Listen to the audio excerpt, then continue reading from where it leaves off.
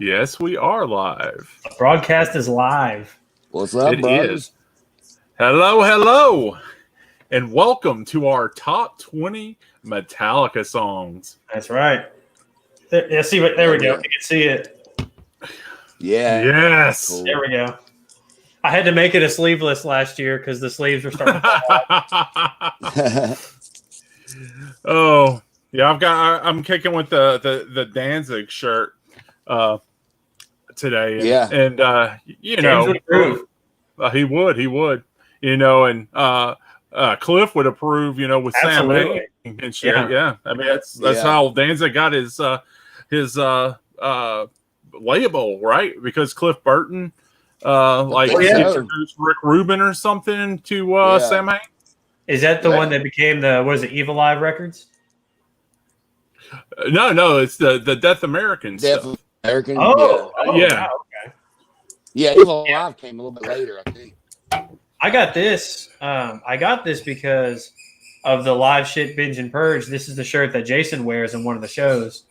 And I always thought it was really cool, and I always liked Jason. So my mom bought it for me, and I think at this point I've had it like 20 years now. He's a badass, man. So Jason is.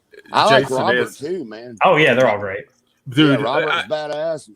Me and Joe were talking the other day how good that Newstead album is, or the EP and album. It's such a tragedy. I can't talk about it that he just isn't doing it anymore. I know. That shit rips, man. I wish you would have stayed with that, man. Well, and Jason shows up quite a bit on my list. Yeah, producer Jamie, she was obsessed with Jason Newsted back in the day. I feel like she and I geeked out over Jason anytime we were talking Metallica or playing Rock Band. Yeah, I think y'all did. Yeah, she likes Jason better than Cliff, doesn't Oh yeah, she was definitely a Jason's girl. I can see that. Yeah. Okay, so any preference on order? Do we want to just start with Trent, end with me? Anyway, y'all want to go. Anyway, y'all want to go. Mine. Oh, you're you're to the left, and I'm far right on mine. Yeah, I mean, I can start it. It don't matter. It doesn't matter. Wherever you want to do. Yeah, you can go ahead, and then we'll do Joe and then me. That's cool. Okay, so at my number 20 from their debut album, 1983. 1983. Hit the Lights. Hit the lights. Yeah. Hit the lights. Yeah, that's some classic. That's classic shit, man. Yeah. I love that song. Right? The first track on the first album. Yes. Oh yeah. Yes. That's cool album. It is. That one is. If for no other reason, just because it's I guess because it was also on that Metal Massacre compilation that it was for most people the first Metallica song they would have heard would have been "Hit the Lights." Mm-hmm. Yeah. Now I can't remember. Does Dave Mustaine have a writing credit on that one? I don't know. I mean, he I know one or two. Four he's got it on the first two albums. He's got 6 or 8 writing credits between the first 2 records. Yeah, Four Horsemen. I know he has one because he did mechanics on. It sounds just like Four Horsemen on Killing Is My Business. Let's see, because I can't remember if he does, because he would have been in the band at the time, but that may have been one that was left over from James's other band. What was it called? The Leather Charm. Yeah.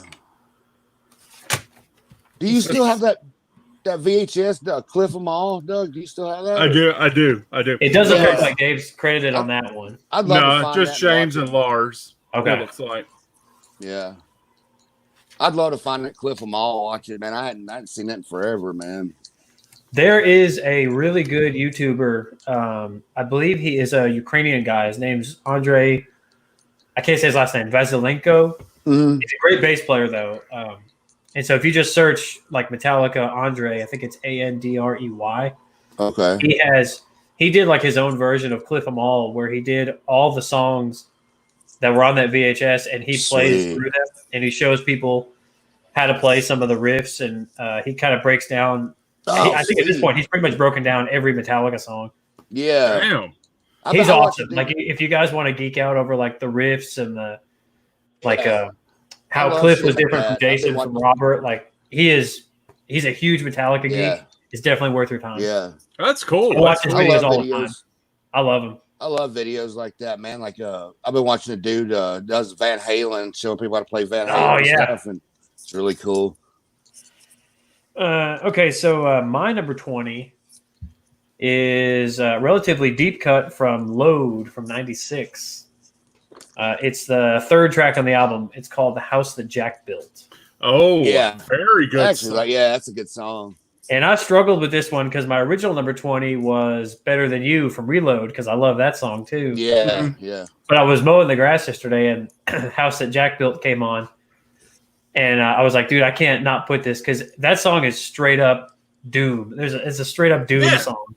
Yeah, and he's got like the weird talk box thing that he uses in the solo, and I feel like at that point, I know there's a lot of controversy. We can get into it later about Load and Reload and hard rock versus metal. Yeah. But the stuff that's heavy on there is super heavy, and that's one of the heavy tracks on there. Yeah. What's up, them fighting words? I see him. What's up, man? This is your fault, by the way. Yeah.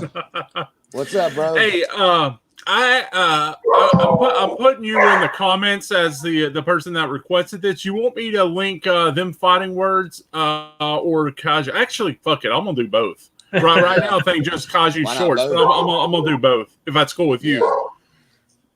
Yeah, and you got 96 for me was I was like fucking 9 Inch Nails, Marilyn Manson. So I didn't really fucking dig into the albums then. Actually, the biggest dive of my albums I did is when we discussed that we're going to do this. Okay. And personally, I'm pissed at myself for not going back and listening to those albums because I mean tracks like House That Jack Built and a lot of this shit is really fucking good. Yeah, there are some really fucking good songs. There's definitely filler, and I know you and I talked about this, Doug, how I feel like you could take Load and Reload, and if you cut the filler, you could make one 14 or 15 track album that's absolutely awesome. Yeah. Instead of kind of what is really a bloated double record. Especially if I got to cheat and I got to put in the 2 songs from S&M that they wrote just for S&M. No Leaf Clover and Minus Human, because those tracks kick ass too. Yeah.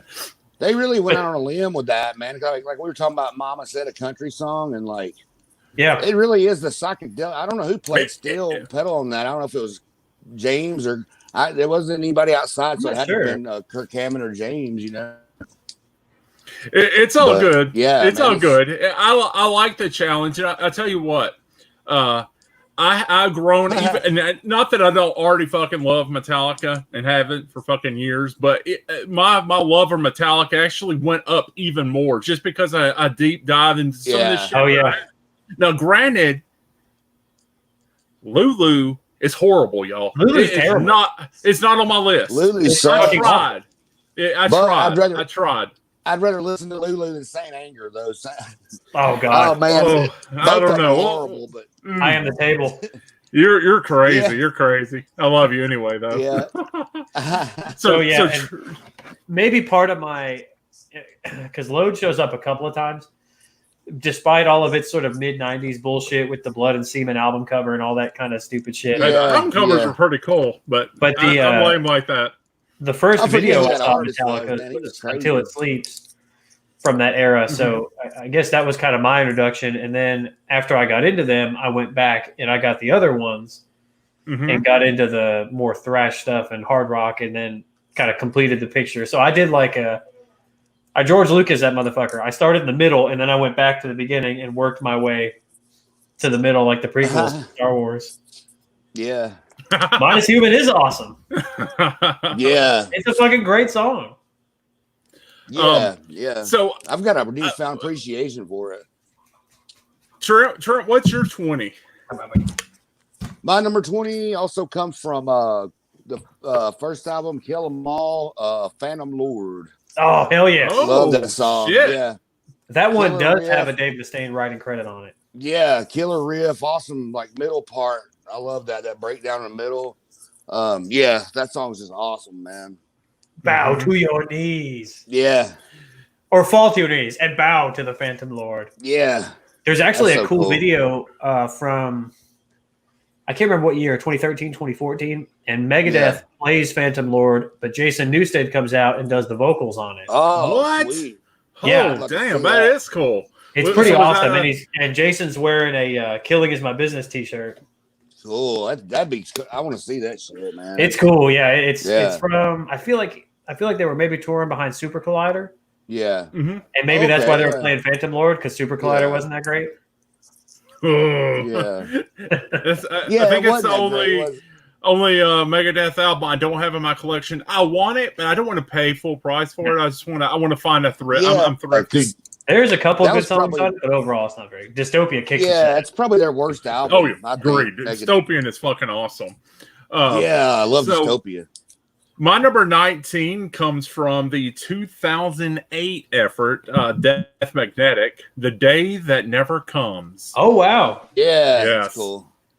That was, I think, the lead single off of it. No, you know what? I feel like they may have released Cyanide first.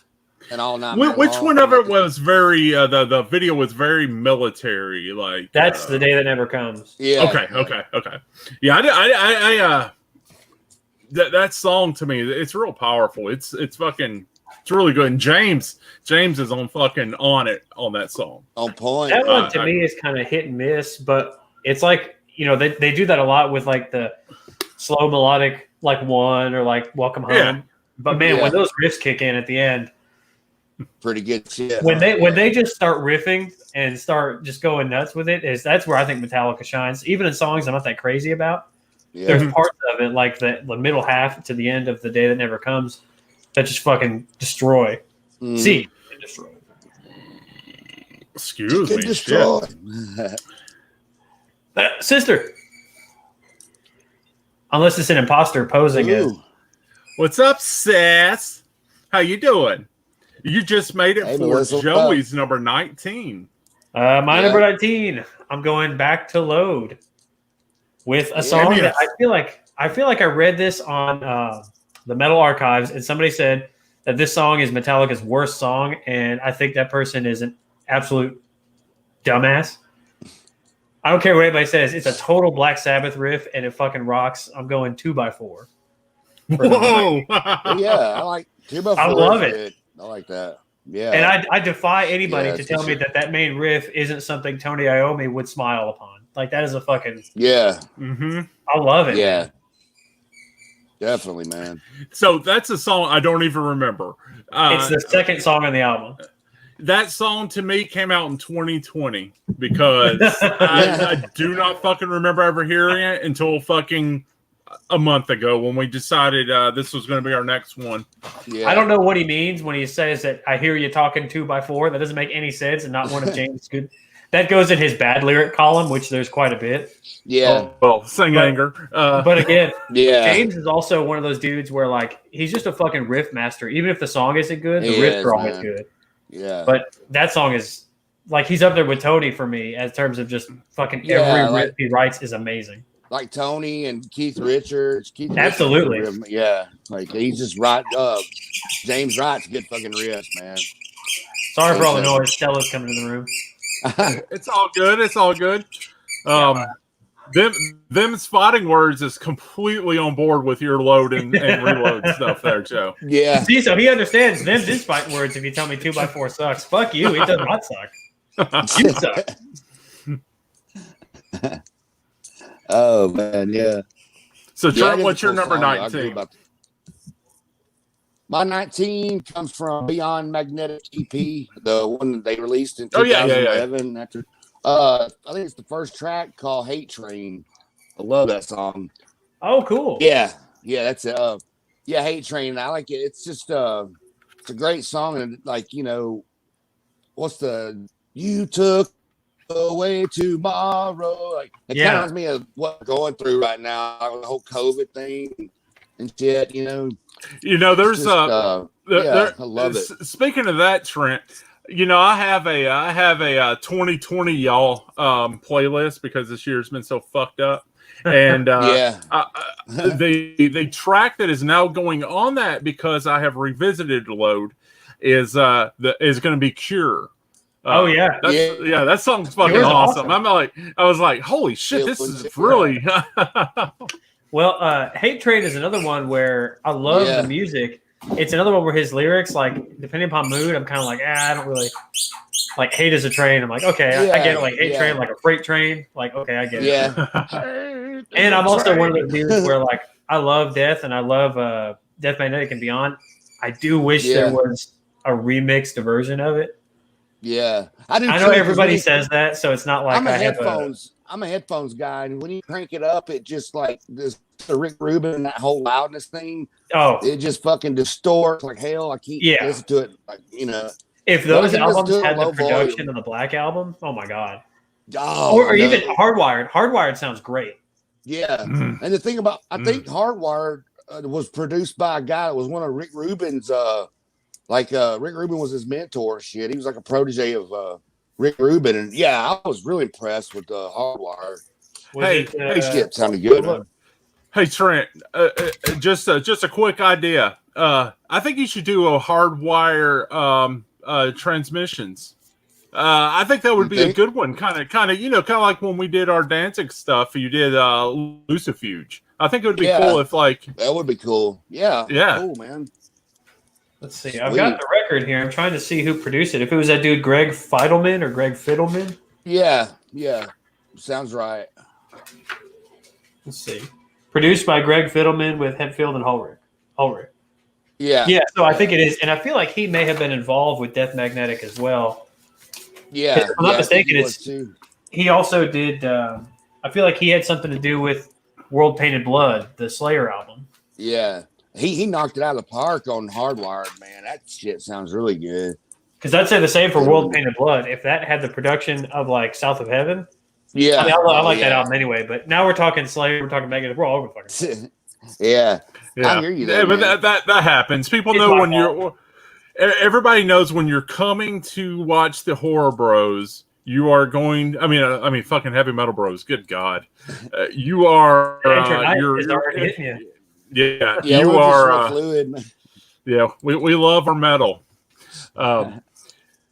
Okay, so I guess what we're on 18.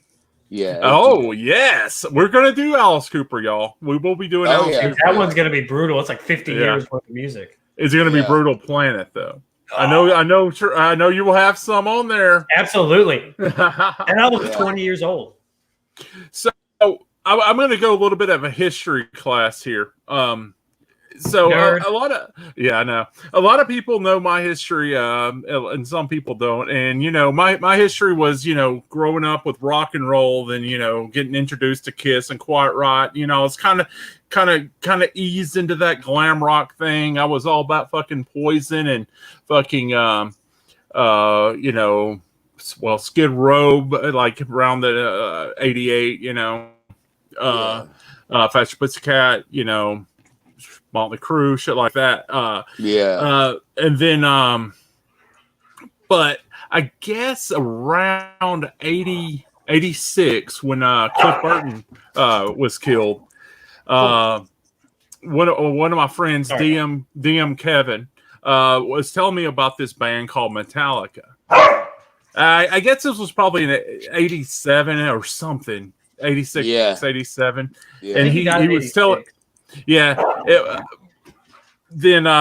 was like, he was telling me about this, and I was like, whoa, I hadn't heard of these guys. So, I was like buying some tapes, I think when we were talking about it was like 87.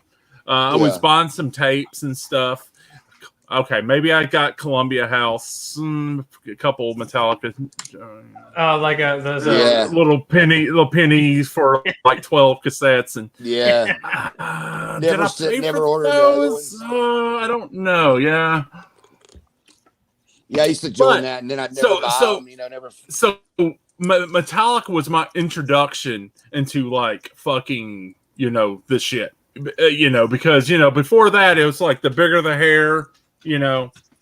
Oh yeah. The more I loved it. I need to poop out my hair. The bigger, some fucking Tammy down fucking self-title. Yeah, I'm going full David Coverdale, like 87. Or fucking get some fucking nitro hair, like fucking. Oh yeah, talking about Freight Train. Holy shit! Yeah, get that shit kicking. The fucking I can't ever say his fucking name, but Michelangelo, blah blah blah blah blah. Yeah, yeah, he's a badass dude. Yeah, but so there was an album coming out that I was very looking forward to, and that album was Injustice for All. Absolutely. Because I started digging into these cassettes, and fucking Master of Puppets was like fuck. And then fucking Rod the Lightning was like fuck, and then then I got Kill 'Em All. I was like hell yeah, and Justice for All came out, and I was like holy shit, So my number 18 is fucking Injustice for All off of Injustice for All from 1988. Fucking Justice is done. I love that shit. Mm-hmm. Yeah. I used to have a shirt that was of the album cover, and it was like, what was it, Distressed or whatever, and so it looked all kind of cracked. And I remember, I feel like it was my 9th grade year, so I had this one, but I had the other one too, and I wore that one out my 9th grade year. Yeah, and then there was on the live shit on the Seattle concert, they play that track and the Seattle concert, and that's the one where the lady breaks into pieces. And Dude. God, I wish I could have saw that show. That tour was with Queensryche. Yes, awesome. DM Kevin actually came up to Huntsville to see that show. He was going to college in Auburn, and he came up to see that. I was too young, so I couldn't sneak out and go with him, but. Justice too, yeah. A couple years later, I got to see me and Trent got to see him on the Black Album. So nice. Yeah, it was a good show, really good show. I think before I discovered Metallica, I'm trying to think. Definitely, like you said, Motley Crue. I was listening to Quiet Riot, Twisted Sister. We were both listening to Def Leppard. Def Leppard, yeah, Riot. Kiss. I mean. Of course, Kiss, yeah. I love Rat. AC/DC. Yeah. Rat's awesome. They're one of my favorites, man. My number 18, I'm going to Reload. Ooh, yeah. After some editing, it's my only entry from Reload, and it is the track Devil's Dance. Yeah, that's awesome, man. Because that one is just pure heavy groove. Yeah. And I can't remember. I don't think it's in a drop tuning. That may be one of the only ones. If it is in a drop tuning, it's one of the few songs they have that's in drop D. It may just be a D standard. I can't remember. Yeah. But it's just pure, just heavy, nasty groove. I love that song. Yeah. There was actually a couple of Reload songs that were on my list that are not on my list, which killed me because it kind of both of them were on and off and on and off. But Where the Wild Things Are, I'm still pissed. That's one of the few songs Jason gets a writing credit on. Yeah, I fucking love that Memory song. Remains. I know that was their hit after that, but I actually Memory Remains. I love that, and I think me and Joe talked this week or maybe last week, and that was on my list. It was actually on my list up until, I had fucking Is that the one that has Marianne Faithfull? Yeah. That's a cool song. Yeah. My other one from Reload would have been Better Than You because I've always liked that one too. But I had knocked it down to 20, and then I was arguing between that and Jack. So I took Better Than You off. I put Jack on the list. Yeah. Yeah. So that's where it stands. Devil's Dance. We keep talking about it. I'll change. So we got to move on. No. It's good. It's good. Trent's 18. 18 for me comes from Hardwired to Self-Destruct. I think it's the second track on the first CD, Atlas Rise. Oh, Atlas is awesome. Yeah, it's a cool song. Rise. Yeah, that's really cool. It's melodic and heavy. That's what I like about it. And it's got one of those grooves in it that, like, there's a lot of stuff on Hardwired that obviously, I think Lars is having some studio assistance on. Yeah. But on a lot of the grooves on that, I feel like that's what Lars can play. So, because there's not a lot of double bass in Atlas. Yeah. And just the fact that like that's another one of those where they're just down picking all those notes. Yeah, the drums sound pretty straightforward in it, but yeah. And it still blows my mind that James and that all those guys, I mean, all those great metal guitar players, those dudes can just down pick all day long, and it doesn't even phase them. Great, man. Yeah, that is crazy, man.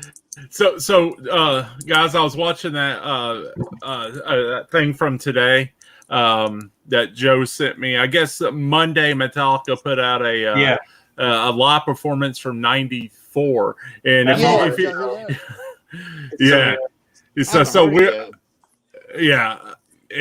was listening to it today. I mean, it was a pretty good show, but I mean, James's mullet. Oh my god! Oh, it steals the spotlight. It does. Yeah. That and seeing Kurt's baby's face and his fucking his shorts that shows his knees. It shows his fucking knees. But and I think he's got his boots on, so he's got his short shorts. Oh on. Yeah. There you go. And then he's got like thigh high boots on or something like that, or maybe it's just his tall socks. And he's got like part of his hair pulled back, but then part of it in front. So he's doing yeah. Dude, I love his fucking shit like this. And his Ouija board guitar is fucking amazing. Which he still plays. So I wonder if that's when he first started breaking it out. Yeah. Hey! Fighting words you're gonna like. You're gonna like some coming up on my list. Then me too. I've got two from it. Hardwired. It's one of my favorite ones by him, actually. Yes. Yeah. Joe's bringing out the thighs, man. Woo! Yeah. Some thighs for your hungry eyes. Yeah. Hungry eyes. I'm thirsting over here, Joe. I am too. I need to crack open another beverage. All right, so I guess she's only 17, Doug. She's only 17. So 17, and it is arguably maybe their biggest hit. But god damn, I fucking love this song. So this is coming off their self-titled album from 1991. But us fans, we like to call it the Black Album. The Black because, Album. It was black and all. Got my ticket from when I first saw them. Got your ticket. Yeah. It's black. It's got the Gadsden flag. It does. On it. Don't tread on me, Snake. That's awesome, man. So what's weird is I've only seen Metallica one time. Same on that tour? On that tour. Yeah. That's the only time. I think after last year, I've seen him 4 times. Shit, I wish I could see him again, man. Yeah. I would like to see him his Hardwired tour. Yeah, I couldn't afford that shit. That shit was like fucking stupid amount. And they were on tour with Volbeat. But without any further ado, enter Sandman. As, for all the for as cliche as it is, dude, it's fucking awesome. To me, that's another one it's like Crazy Train with Ozzy. You hear it everywhere you go, and I'm bored to death with it. But then when I sit down and listen to it again, I'm like, oh fuck. It's just a good fucking song. It's amazing, man. I mean, fucking perfect. Song. That's a perfect fucking song. I get pumped every time. Perfect song.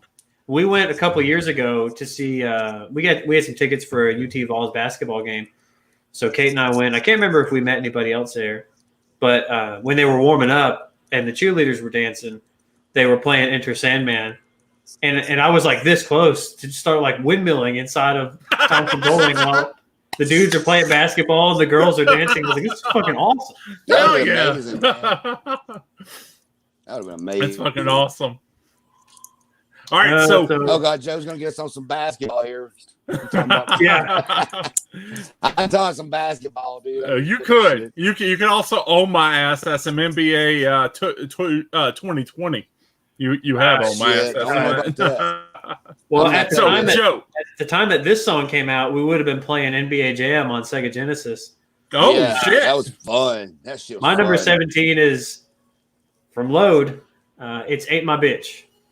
That's a good song. I love it. Ain't my bitch. The lyrics are insanely stupid, but I'll be goddamned. It's another one. It's like, and it goes right into 2x4. So like right now, of my bottom 4, 3 of them are the first 3 tracks off Load. It's just boom, boom, boom. I just love every one of them. Yeah. Hey, Phantasm Podcast. It's on here.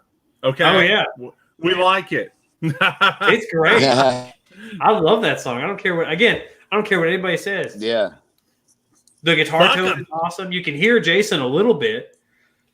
Lars sounds good. I mean, like, I actually think that Load and Reload might have been Lars's peak in terms of like not in terms of like technicality, because I think sometimes experimentation but in terms of like what he can do and him actually doing it, I feel like that is actually his peak albums. Yeah. So there you go. Whatever means, Ain't My Bitch. Good, man. There's some people saying Ain't My Bitch. That's a good song. I love it. Yeah, man. Like, I don't get people saying he wasn't a good drummer. Like, I mean, I think he's a good drummer. He's just an asshole. Well, I think nowadays, I mean, he's definitely a dig, man. But then Fighting Words. That song has, I think, James's best example of him doing the stuff, because he definitely does. It ain't my bitch. Cha. Yeah. Yeah, he goes like, and he goes like, yeah. He goes full James Hetfield on the microphone. Full James Hetfield. Hey, Joe, Scott, he can do it perfect, man. Like, like, Joe, do you remember when we were recording Grim Awakening and whoever Maya, was that his name? I was recording it. It was like, hey, you're not James Hetfield. Quit doing that shit. Oh, whatever. Yeah, whatever. Okay. That's funny. Trent, were you ever 17? Yeah. I think 17. What is my? Oh yeah. From Kill 'Em All, No Remorse. It's the track right after. No Regret. Yeah. No remorse, no regret. Yeah. We don't give a fuck what it meant. Yeah. Yeah. Have you heard? Have you heard the Cannibal Corpse cover? No. Did they cover it? It's a bonus track from Gore Obsessed. It's with Corpse Grinder. Oh, dude, okay. it fucking kills. Like, they don't do anything special with it. It's just heavy. Yeah, it's a heavy ass. Check it out, dude. It is awesome. Yeah, I need to hear it. I didn't even know they did that, man. I almost put that on my list too, because I love that song. Yeah, it's such a great song. It's just kick ass balls out, man. Yeah, I love that.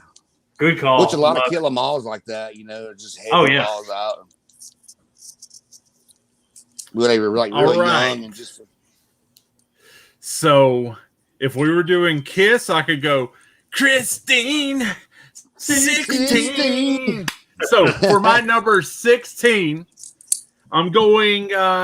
I took a break on Antichrist Superstar, and I am going to go for 1996 Load. Yes, Until It Sleeps. I love that song. Yeah, that's badass. The video scared the shit out of me when I was 8. I think I was like 8 when that album came out.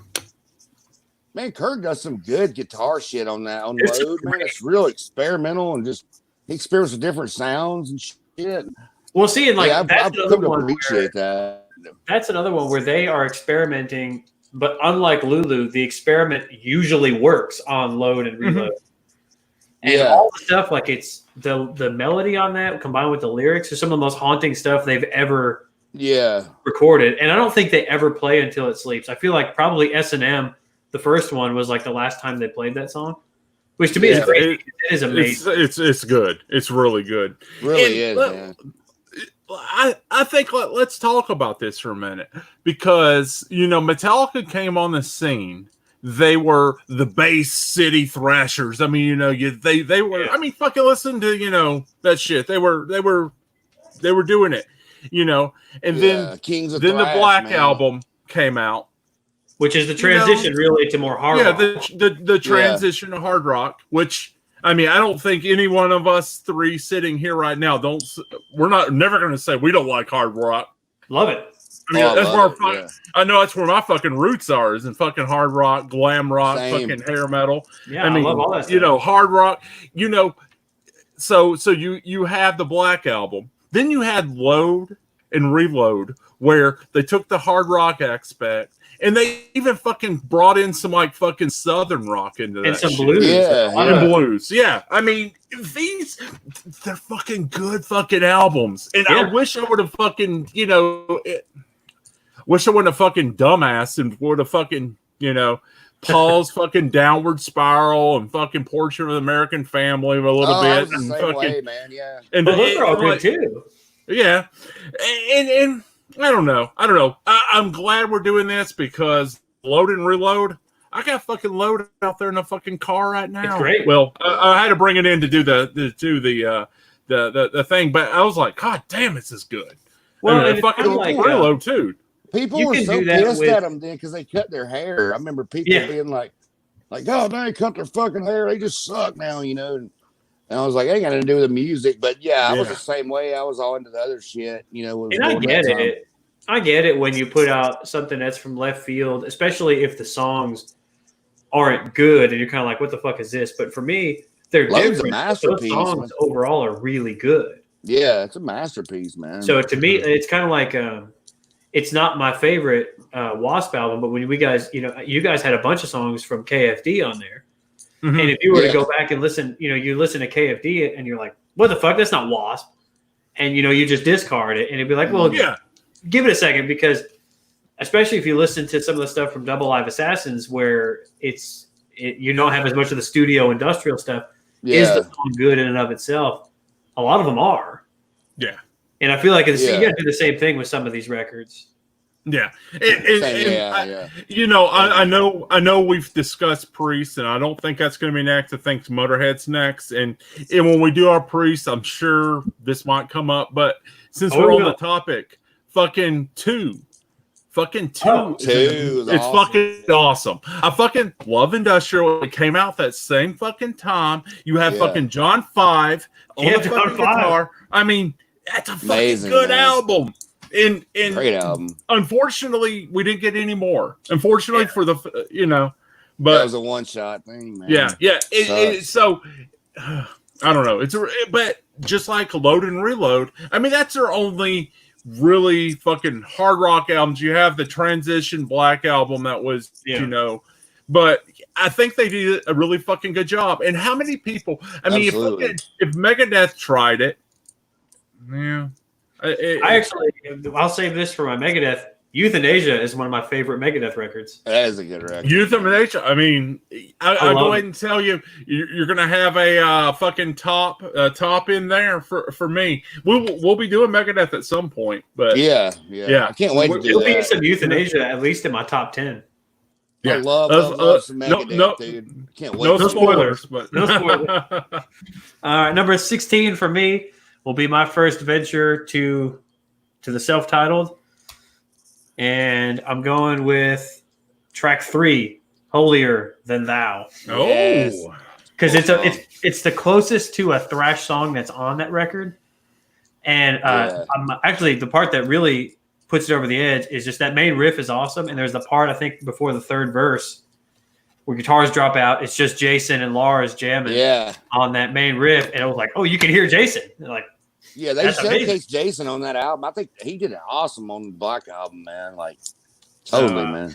I've always loved solid record. I almost went with Through the Never, but I think between the two, I go Holier Than Thou. Probably Through the Never's cool too. Through the Never's awesome. Yeah. But Holier Than Thou I've always really loved. Yeah. My friend Misery was just kicked out today, and it crushes me because I fucking love My Friend Misery. Yeah. And that for the longest time was his bass solo on.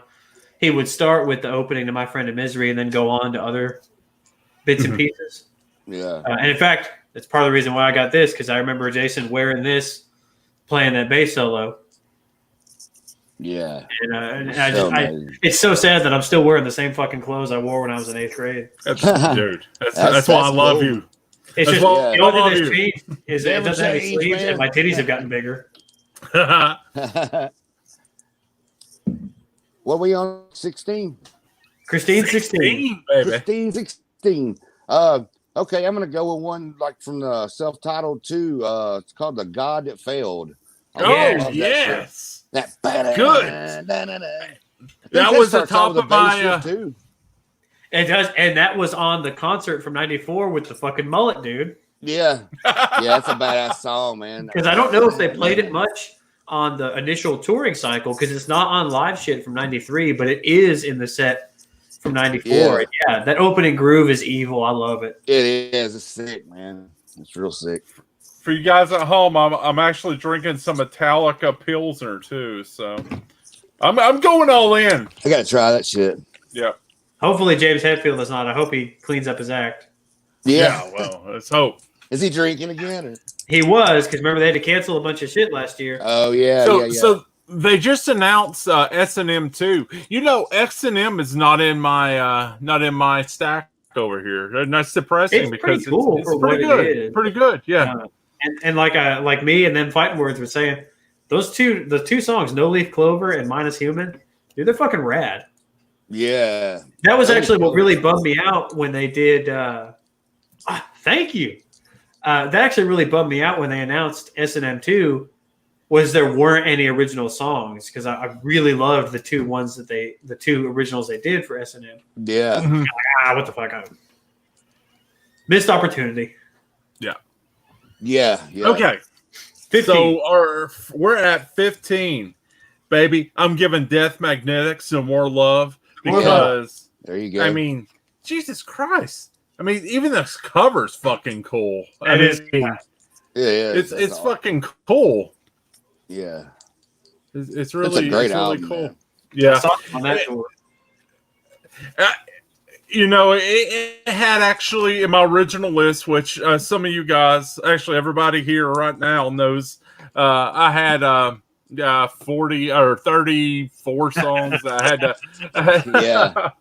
There was a couple more from Death Magnetic that had to go. But it hurt to toss didn't go. All Nightmare Long, baby. Yeah. Night. That's a Mare song. Long. I fucking love it. Yeah, that song's badass. Love it. That's another one where, dude, when that middle part comes in, and then they start riffing, and it's amazing. And Kirk just fucking slays on that solo, on that thing, and it's just like, oh man, and that was one where too. At first, I was kind of like, I don't know about this one. I like the opening riff, and then I was kind of like, I don't know about the chorus, and then when the ending part kicked in, I was like, holy shit, that was awesome. And so then I kept going back and listening to it. And before you know it, you remember when iTunes used to keep track of how many times you listened to a song? Yeah. That thing shot to the top of the list, and I was like, oh, I guess it's one of my favorites. And then I'd go back and listen. Like, yeah, it is. It's fucking awesome. That's a great thing. It is badass. Yeah, it is. And it's inspired by some Lovecraft. Yeah. Hey. He doesn't mention it in the lyrics, but I feel like I read, I think I read in a guitar magazine when it came out. He said it was like about like these wolves that like hunt you in your dreams. Yeah. That was inspired by a Lovecraft thing. Well, you know, that won't be the only Lovecraftian song you'll sell on Doug's list. There's a lot of Lovecraft, a lot of shit based on Lovecraft stuff. Let's see. My 15 is coming from Banging the Head That Does Not Bang. Yeah. And this was a bitch. It's actually my only pick from that album. And I could pretty much toss up because like I love all those songs. Like I feel like a jerk, but I went with Hit the Lights. Hit the Lights! I love it. Hit the Lights will always be a classic, man. And I mean, there's no even real rhyme or reason because you could literally put Motor Breath on there. You could put Phantom Board. Like they're all so good. Yeah. But I knew I had to give it some love, and I basically just like threw a dart, and I was like, fuck it, I'm just gonna go Hit the Lights on this one. Yeah. Hey, I had to do the same thing. I fucking love that song. It's got like that is pretty damn cool, man. It's got like the most like early thrash lyrics where it's like a song about thrash metal. Yeah. And it's kind of like when Megadeth did like Rattlehead, where it's like, and they even mentioned like Megadeth in the name, but they kind of do that with Whiplash. I almost put Whiplash because they even say, because you're Metallica, like when the band mentions their own name, I always love when somebody does that. But I ended up going with Hit the Light. That's Jamie's favorite thing when people refer to themselves in the third person. Yeah. Them spotting words is from the story The Hound. Hounds. Okay. Yeah. Okay. Well, that's like it's pretty fucking awesome. Doing a song called Motorhead. And then, Black Sabbath had Black Sabbath. Like, Metallica's not going to have a song called Metallica, but they can fucking say it in one of the songs. But fuck it. Overkill has how many songs called Overkill? There's at least 5. Yeah. And one of them would make my top 20. Oh, hey, that's got to happen, guys. Absolutely. That's got to happen. Slipknot's got to happen. Bunch of shit's got to happen. Megadeth. They said it. Me too. Oh, shit. Okay, so Trent, we're on 15. 15? Okay. I'm going to go with another one from the Black Album of Wolf and Man. I love it. Yes. I hunt, therefore I am. Wolf and Man. Yes. Spoiler alert, that's also on my list, but much higher up. Well, I love anybody knows me out there, they know it's on mine as well. Spoiler. That might be one of the few songs I could get my wife into because she loves wolves, but she doesn't like metal at all. So do I. I love wolves. Yeah. It's like I can get her into some of the Pentagram stuff because Pentagram has a lot of songs about wolves. Yeah. Hey, tell Kate, werewolf. There's a werewolf video game coming out this year. Oh yeah. I heard about that. I'd like to check that out, man. Yeah.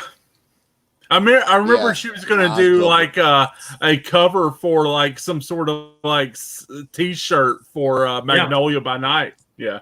Oh yeah, sweet. Because they had the wolf tearing off somebody's head.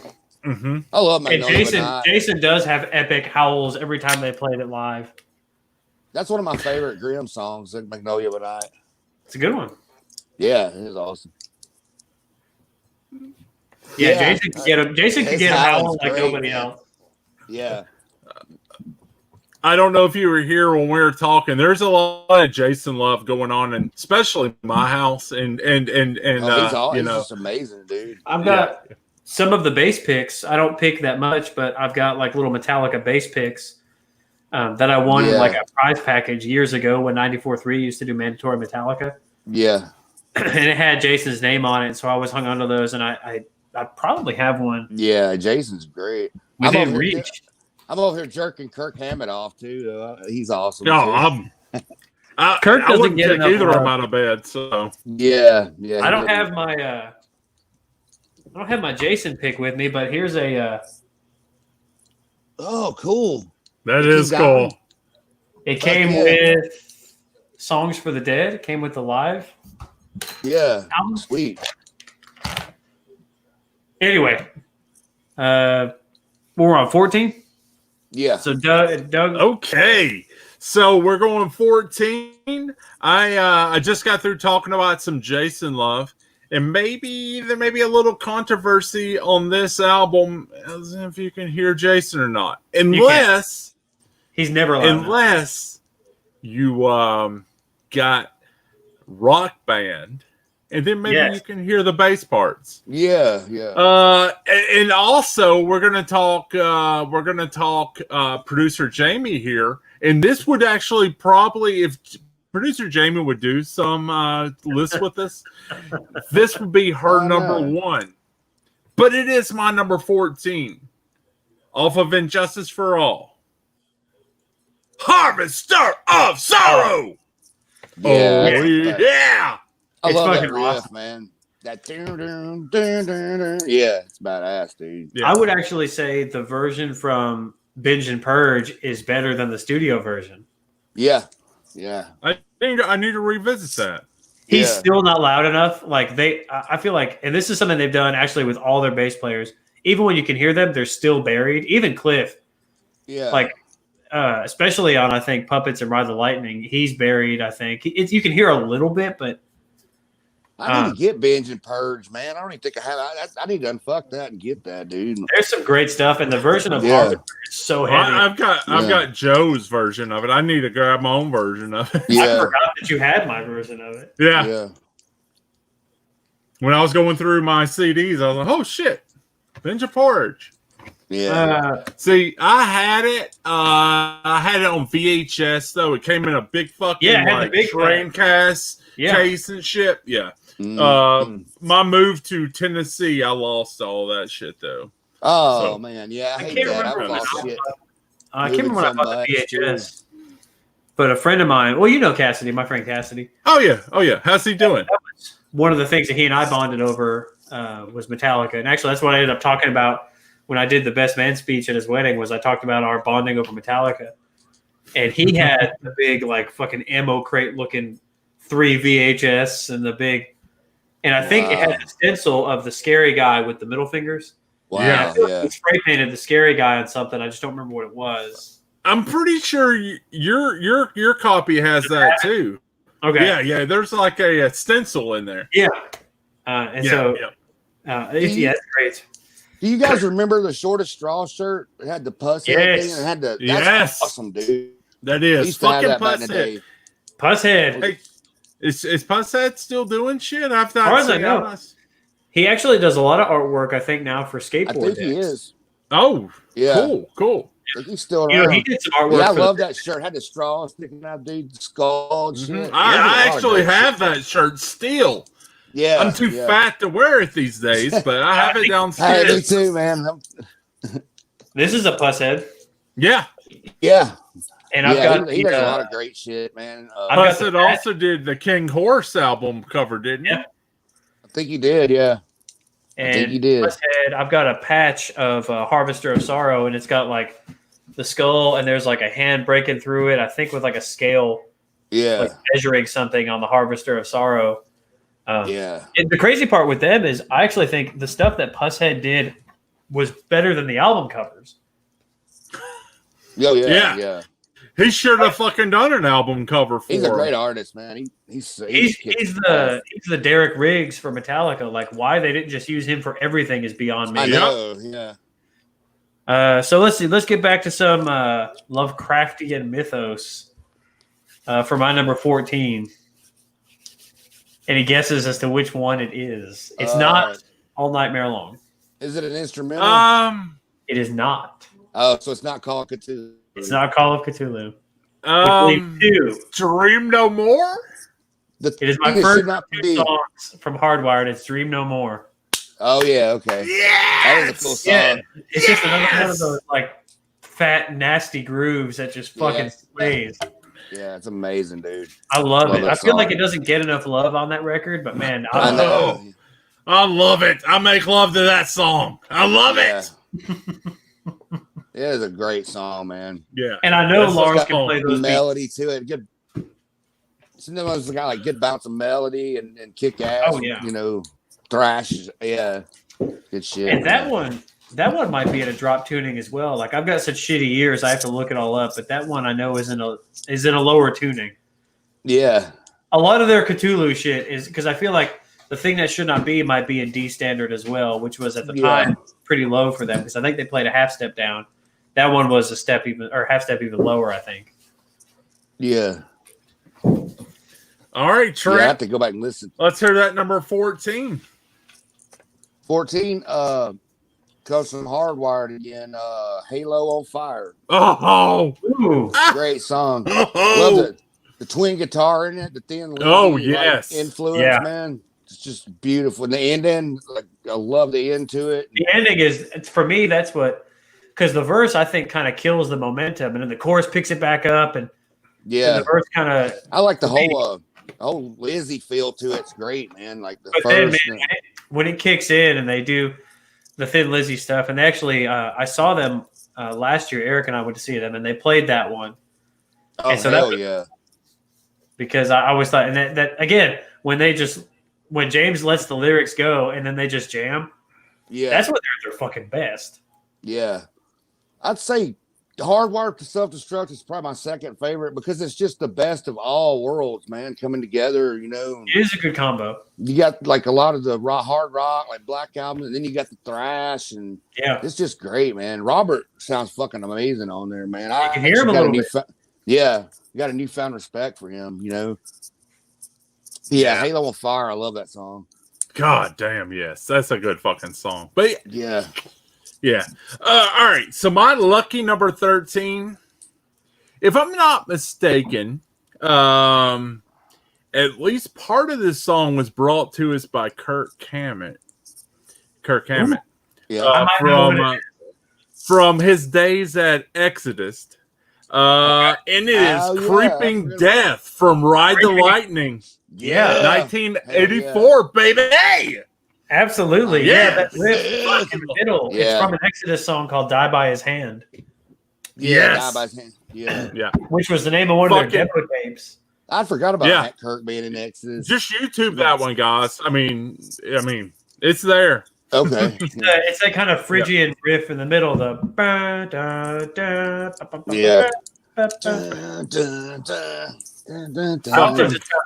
The other song on that Exodus demo with Die by His Hand is called Endor. Yeah. Do you like Endor as in Star Wars Endor? That's crazy, man. But I love Creeping Death, and another spoiler alert, still to come on my list is Creeping Death. Oh, yeah. Okay. That's one I can listen to over and over, and Eric got me the patch with like the ghost face on the cliffs coming up, so it's on one of my jackets. So what tuning is that in, man? Do you know? I think that one at the time was in standard, or is either standard or half step down. Okay. So I know there was a Creeping Death like single top thing going out there, but I was reading where maybe Garage Days Revisited, or Garage Days, the original Garage Days, I guess, was also called Creeping Death. Really? I don't know. I think it in. Well, that's going to come a little later in my my list. We'll talk about that. Wasn't the B-side to Creeping Death? Wasn't that the cover of Blitzkrieg? Maybe. May have been, yeah. I'm not sure. I can't remember. Maybe a couple of songs. But so Creeping Death is going to give us a very, very, very, very example of hating putting this shit in order. Because Creeping Death is a 13, but it's a fucking amazing song. But you know what? So is my fucking number 21. Yeah. So is my number 34. Metallica has amazing 10, fucking songs. I mean, it's... Yeah. Oh, wait. Never mind on that one. Yeah, put that shit away. I mean, they have amazing songs, and it's just that fucking way. And, so Creeping Death, I mean, don't take any offense, guys, because it's 13, but it's fucking amazing. It is Joe, amazing. What is your lucky number 13? My lucky number 13, I'm going back to... I should have held it up the first time. I'm going back to shitty album art, but decent album. I agree with the shitting album art. Yeah, they could better on the art. How do we get this and Pusshead is still around? Like, I know. They could have told them better on the art. What the fuck is this? But anyway, I'm going with Spit Out the Bone. Yeah. Yeah, I love I don't think Lars can play that double bass, but it sounds great with the studio magic. And that song is just fucking evil from beginning to end. I love it. Yeah. And it's a little nod. Funny. It's a nod to that band GBH, the punk band Grievous Bodily Harm. Yeah. Because I think they had a song about cannibalism or something. And that's probably the heaviest. That's probably the heaviest song on Hardwire. It's nasty. Man. It's great, dude. And if you look at James's battle vest, he's got a GBH patch a lot. And I know he said he heard a lyric where one of their lyrics was like about cannibalizing somebody. It was like eating somebody and spitting out the bones. And is there not a track on here from them? I can't remember. I feel like there is. Is it crash course in brain surgery? All right, you guys talk. I'm going to try to figure that out. I know Crash Course, yeah. I know Arch Enemy does a cover of a GBH song called "City Baby Attacked by Rats." Yeah. Damn. But are you serious? There might be a GBH cover on there. Or, it's not Helpless because I feel like that was Budgie, maybe. Yeah, Budgie did Helpless, and Bread Van is Budgie. Am I Evil was Diamond Head. There's a bunch of Diamond Head covers on there. It's Am I Evil's not on that one. Okay. Yeah. Yeah, it's not on that. Yeah, Garage Days. Is it? They did Green Hell. Okay. Misfits. Yeah. Misfits. Yeah. Yeah. But Trent, Green Hell. We won't talk about that right now. But I think that was my introduction to Danzig in Misfits. Apparently. Yeah. So. Yeah. Well, Metallica Misfits. Yeah, they turned me on to Misfits and stuff. Even though I had no idea that Misfits and Danzig was the same thing whenever I discovered them, but I don't know that Metallica did any GBH covers, but apparently Slayer did on Undisputed Attitude. They did a song called Sick Boy. Do you remember if we ever do Slayer, I don't know that there'll be any songs off that on mine. Well, I tried to do again with Metallica. I did no covers, because otherwise some of the covers would probably make my list. Yeah, they do good covers, man. Yeah. Do you remember that album I was trying to get from Journey where it was Danzig and Metallica together like a live album? Oh yeah, I remember that. Yeah, I never got it. Yeah. It was a bootleg from Gold Miner or something. Yeah, Gold Mine. Yeah, it was at a gold mine, man. All right, so really? Arch Enemy did a cover of Shout. Wow, cool. Tears for Fears. That's wild. That's what they also did a cover of a Kiss song from The Elder. Yeah, they did the Yeah, fucking amazing cover. I love Arch Enemy as well. Yeah, they're good. I like them. Michael Abbott. Is that you're thinking of Boff. No, Amott. Amott, yeah. I was just listening to War Eternal the other night. It's good. Yeah. Really? I mean, I fucking love Arch Enemy. I do too. So Trent went to 13. Did they do the Tears for Fears cover or the Shout? Oh no. Talking about that. I know Disturbed did. Yes, Disturbed did that. Shout. 20 years of the sickness. Shout it all out. Yeah. These are the words that we. Okay. 13, Trent. We'll 13. See from them fighting words here in a minute. What shout that was. Okay. 13 for me comes from And Justice for All, the opening track, Blackened. Blackened! Yeah. Is the end. Thank you for putting it on there. Because I had to take it off. I had to take it off. I love that song. Yeah, that's great. I love it. You did like Paul Stanley and Kate Roberts. You had to take it off. Take it off. Take it off, pretty baby. Oh, amazing. Speaking of that song, was that not the one that they did in quarantine? Didn't they do like a strip film version? That was pretty cool. Good. Yeah, it's pretty good. Yeah. Yeah, it was. By the way, I like these quarantine versions of these songs. That we're getting. Yeah, I'll tell you who's fucking slaying it on that stuff is Sepultura. Oh, what? I've not seen Sepultura. Me either. Okay. Dude, their YouTube page, they've been destroying these quarantine. I'll have to check that out. Yeah, me and then too. they've been having special guests. Like last week, they had Shalvo from System of a Down play some extra bass on a couple songs, and they just had like Danko Jones do a song with them. They've had Scott Ian come, and Scott Ian recorded some guitar, and they've been playing from their whole catalog. It's really cool. That's cool. I gotta check that out. Sweet. So, Them's Fighting Words has confirmed that yes, it is the Tears for Fears. We have confirmation. I gotta check that out. I gotta fucking hear that. I have Me to. too. I love our that. journey, man. Yeah. Blackened. Anytime I go to a restaurant, they talk about either like blackened chicken or blackened salmon. Yeah. That's what I hear in my brain every time I want to order. You're just a metal nerd. It's okay. Okay, so we are now at number 12. And I'm going to bring you my number 12 is going to be from the self-titled album of Wolf. Yes. And Man. Yeah. Fucking love it. That song, I fucking love it. I love it, love it, love it. It should be in the set list on every tour. Yeah. Should be, yeah. Totally should be. Because that was one they would move in and out, and then they played it on. It's on live shit.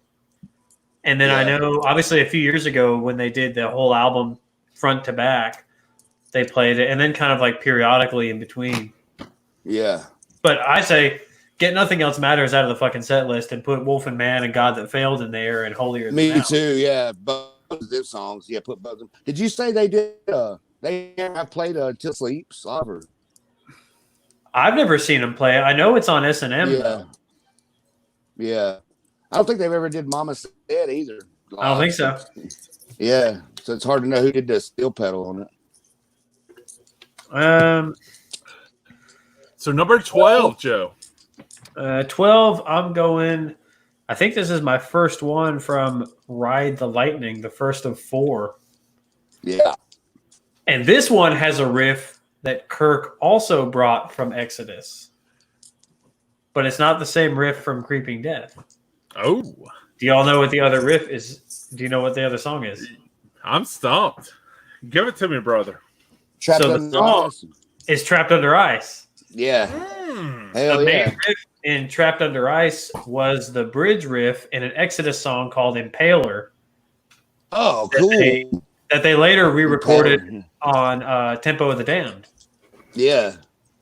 Whoa. Awesome, dude. Yeah, so if you look on the Exodus album, Tempo of the Damned, Kirk Hammett has a writing credit on Impaler because that was written when Kirk was in the band. Yeah, I'm gonna check. But that bridge riff became the main riff of the Metallica song "Trapped Under Ice." Yeah, and it's just it fucking shreds, and I think that's some of James's best lyrics.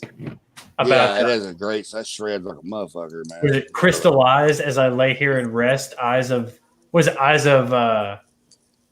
glass stare directly at death. It was like, oh yeah, that's fucking poetry right there. It is.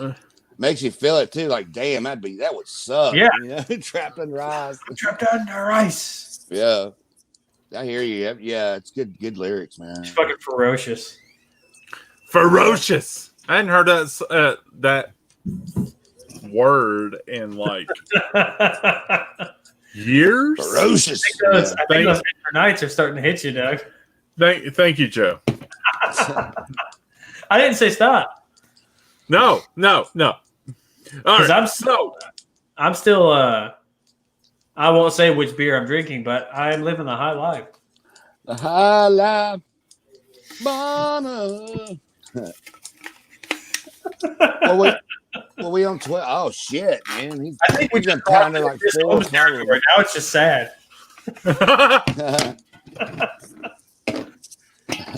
Here in an hour, Doug will be there pouring that all over his face. Yeah. Hey, this can't go on like the Danzig video we did. That I think maybe 4 hours, but we actually filmed for fucking 6 because we had to film one certain piece for fucking twice because Doug was drunk. Yeah. Hey, Doug and Joe Grimm got really fucking trashed that night. It's true. It's true. Yeah. Okay, so Trent, we are at 12. Yeah, 12 because I did Trapped Under Ice. Okay. I tried to do it cool up there, but it didn't happen. I don't even know where my camera is on my computer. Another one. My number 12 is another one from Hardwired. Moth and Flame. Love that shit. I had Moth on my list, and I moved it out to put Dream No More on. Yeah. Love it. It's a great fucking song. It's a good song. Yeah, I mean, just so build another wall. Yeah, shit's crazy. God, I love it. Damn. Man. That fucking album is so good. It is, man. So good. It blew me away, man. I couldn't believe it. Like when I first heard it. Yeah, it's just good shit. It reunited. I mean, I like Death the Magnetic. It was like, oh damn! So we got a good album for Metallica after Saint Anger. But with Moth, I'll say this too: when they played at that fucking thing where they didn't turn on James's mic, but they had Lady Gaga singing with them, that was fucking awesome. Like, because she's a great singer. Yeah, like Stone Cold. Yeah, dude.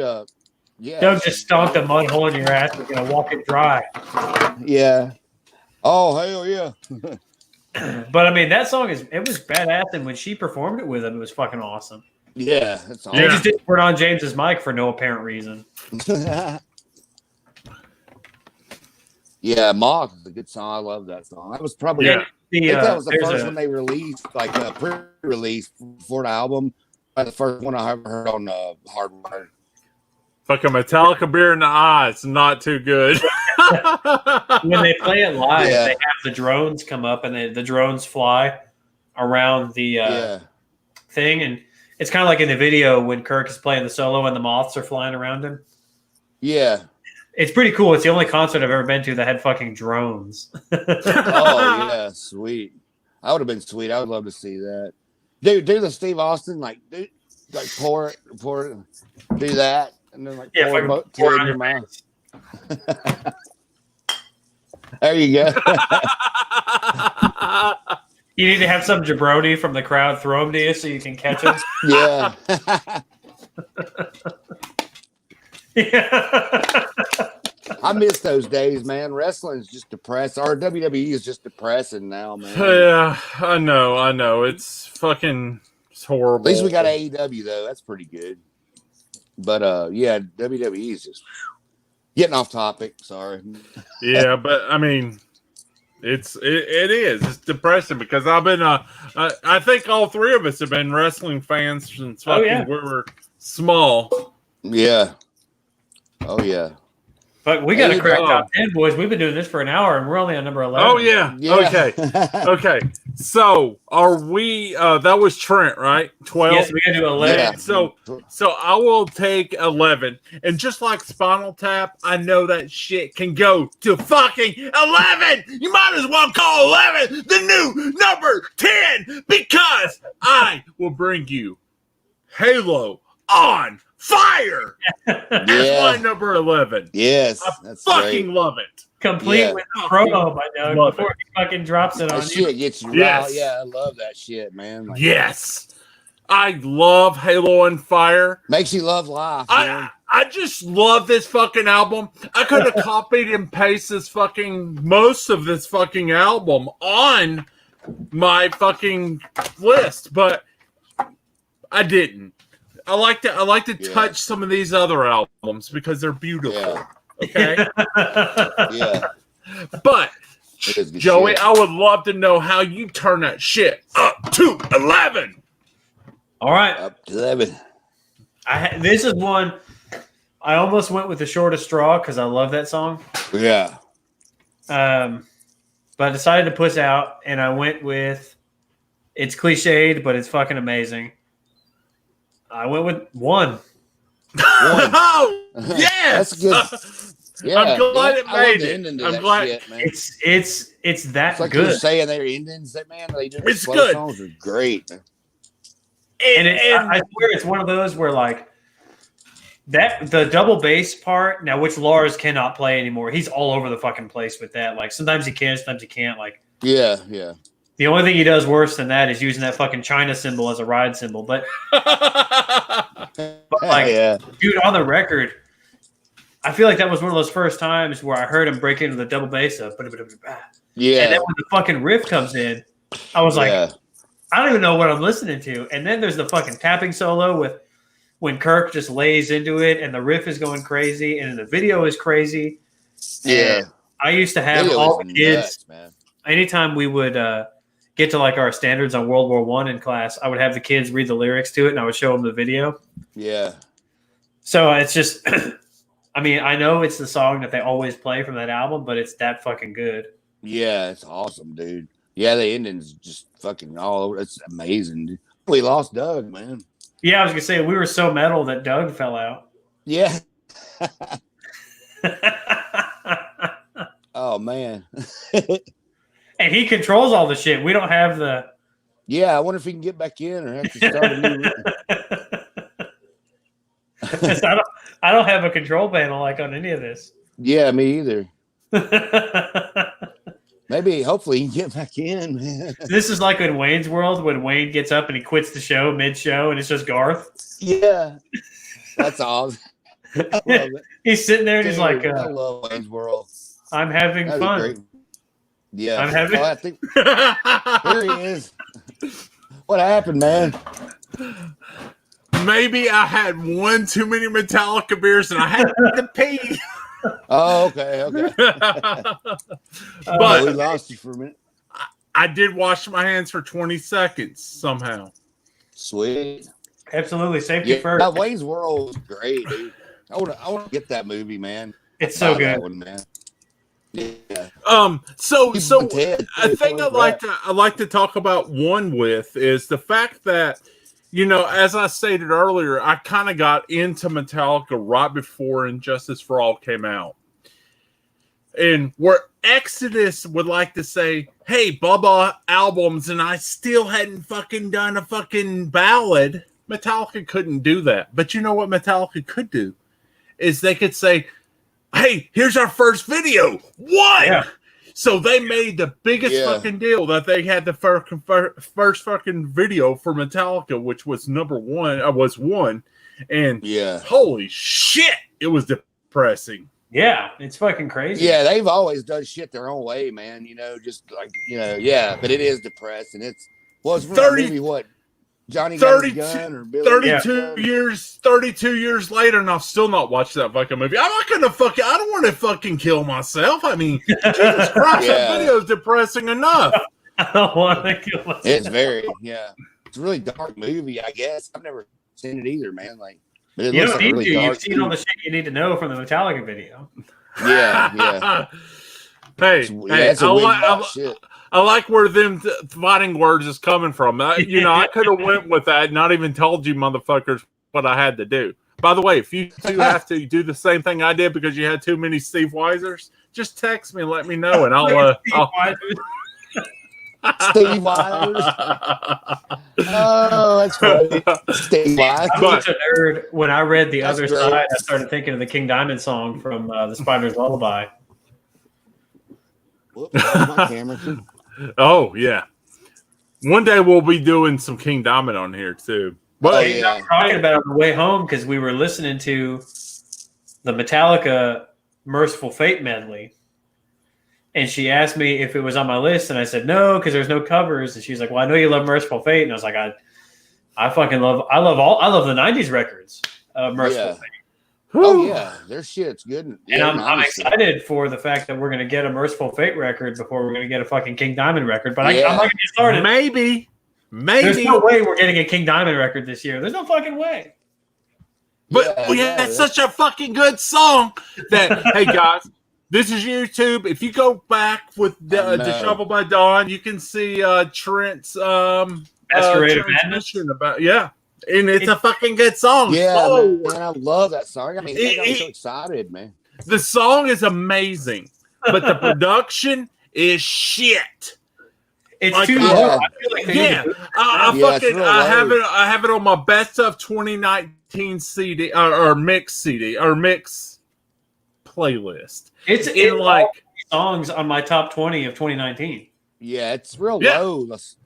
And it is. It's like I have Wednesday 13's Monster and then fucking that song, and it's just like, oh, fucking guys, turn it up. It's not a fucking good song, but it's like, you know, the quality just drops. Yeah.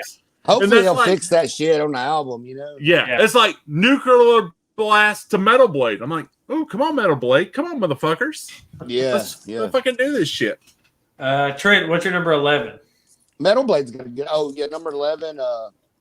My number 11 is another one from Hardwire. Spit Out the Bone. I think that's the last one from Hardwire. But yeah, Spit Out the Bone, number 11. There you go, Joe. You got some friends there. Yeah, I mean, I almost put Moth on my list. I almost put Atlas. I almost put. Yeah. I didn't put it on my list, but I actually really like that stupid song, "Man Unkind." That video is amazing too. The video's amazing. Yeah. Those lyrics are stupid as fuck, but I kind of like that song. That I like one video directed by the director of the black metal movie that just came out last year. He's the guy that was in Bathory for a little while. Yeah, he was in Bathory as well. He also he directed that video, right? He also directed the video for Whiskey in the Jar. Really? He did Whiskey in the Jar. Oh, hell, I didn't know that. Madonna, Ray of Light. Yeah. That dude's done a lot of videos you would not think. He's not. I think he's Zircon videos. Lords of Chaos. God damn, I don't know why I fucking couldn't think of that. Did he also direct the movie Spun? I think he did. Spun. Oh fuck! I think his name's was it Jonas Ackerlund? Yeah, Spun is fucking amazing. Brittany Murphy. Oh god damn, that fucking movie is really good for a drug movie. It's really good. But we are at that was Trent 11, right? Starting the top 10. We're an hour and 20 minutes. Motherfucking 10. Hey, we're doing good compared to Danzig, not compared to Wasp. By Wasp, we were done. But this is Metallica. Yeah. But my number 10, yet again, it's like it hurts me that it's at 10 because I fucking love this song. It's like I love this song. From 1984. Oh, right. The Lightning. Yeah. Fade to Black, baby. Yeah. Fade to Black. I thought that would be higher on your list. Yes. It could be. It hurts my heart that it's not higher. You know what they always say is you got to hide your heart. Hold on tight. Oh, wait till we do Kiss, motherfuckers. Whenever this shit's done and we're all right here like we're supposed to be and we're doing Kiss because it ain't going to happen until they fucking do something about this fucking bullshit that we're going through in the world. Yeah. But Kiss is going to happen, motherfuckers, but we're all going to be here and they're going to be smelling this fucking Metallica's drink breath unless there's a Kiss beer by then. Oh. I mean, come on, Gene. Come on. Well, Gene won't do it. Come on, Paul. Actually, Ace probably has a beer. Oh, yeah. In fact, I think I've got a Miller High Life. All right. You know what I want to do when we do? You know what I want to do? The week we do Kiss, maybe for a shovel, do some like one of the Vinnie Vincent Invasion albums. Oh, Kills. Fucking yeah. I love Mark Slaughter's voice. So the second one. Yeah. All systems go, baby. All systems go. Yeah, all systems go. That's right. Yeah. Cracking the top 10 for me. Number 10, baby. I'm going Ride Z Lightning. Yeah. I don't know if you guys know this, but Kirk, I believe that is a Discharge shirt, which they covered later on. They did a couple Discharge songs on Garage Inc. But anyway, my pick for number 10, kick it off number 10 is the song that kicks off the album, Fight Fire with Motherfucking Fire. Yeah, Fight Fire. Oh, fucking good song. That opening, the acoustic riff is cool, but that opening riff, it's just a stupid, just speed picking that E, and then it's like almost a chromatic run, power chord G, F sharp F. But dude, that riff is fucking nasty. It's great. It's a great song, man. Yeah. I think I actually wrote a little essay about it at one point when I was in school about the I can't remember what the hell I was talking about, but I was talking about the nuclear holocaust or some bullshit, and I used that song as an example. Dude, James, he can do so much with a riff, man. He can just take a riff and just do so much with. James is a fucking riff. A little bit. Yeah. We should do a thing one day is we put all of our favorite riff writers. Oh James would riff writers. Yeah, he would be up there because he's up there with Tony Iommi and KK and Glenn. Even if the song isn't good, James's riffs fucking slay every time. Yeah, they do, man. They do. That's how I know that we're metal brothering there, Joe. Because, Metal Bros. I mean, Jesus Christ! I wrote an essay on About Wasp, and then you wrote an essay about Metallica. I mean, it's like we're meant to be. I wrote one about Guns N' Roses. Yeah, there you go. So, I mean, Jesus Christ, man, we're all just meant to be together. That's why Metal Bros for life, y'all. Y'all just don't even know. Well, it's like the song. We were meant to be. Yeah. Trent, I'd like to know what your number 10 would be. Number 10 for me is from the Black Album, The Unforgiven. I love that. The oh my goodness. Song, Good pick. The middle part where the guitar is so beautiful. Is that, I guess it's maybe a nylon string, or he's playing like some classical like shit, and Kirk is. And I love that song, dude. Of the ballads on that record, I think that's the better one. Yeah, I agree. I love it a lot more than Nothing Else Matters, man. Unforgiven. But they've done what, like 3 or 4 versions or parts to it. But yeah, the original version, I love that, man. Well, as far as I'm concerned, first part. The next version, if they don't do this, they're fucking pussies. The next version should be called Unforgiven. Because it'll be if they don't do it, I quit Metallica. They're fucking pussies. Okay. They got to make that happen, man. So I'm going to touch on Unforgiven. I am going to mention Them's Fighting Words says that's a great idea about the riffage. Oh, the top riff masters? Yes. He likes that idea. He likes that idea. I mean, Gary Holt. I mean, I can't even think about it right now because we have to finish Metallica. But So Unforgiven. Holy shit! If you can see my list on over here, you're not going to see Unforgiven or Unforgiven 2 on it. Now I'm fucking hurt for that because both of those songs are fucking amazing. It's the first one I had to let go was Unforgiven, Trent, and I hurt because of that. I know, man. Unforgiven 2 was let go this morning, and then I sent you guys my visual of my songs were at 20, and then they went to 22. It was tough, man. Yeah, it was tough. Unforgiving, so good, so good. I mean, amazing. Guys. When I was like at 34, I even had Nothing Else Matters because I really like that. But Unforgiving even trumps that. And it's just like, we can't do a top 50, but if we could, Metallica, I would have had no problem doing a top 50, except for this would have been 4 fucking hours. So that's all I'm going to say about Unforgiving. So what you guys got there? So wait, was that on your list? Number 9. No, unfortunately, it was not on mine. Okay. Because I had to kill Unforgiven and Unforgiven 2. Unforgiven. I had to kill Creeping Death, man. I hurt when I had to kill Creeping Death. Yeah. You may not think about it, but if you go back and listen to Unforgiven 2, a lot of the riffs are country riffs.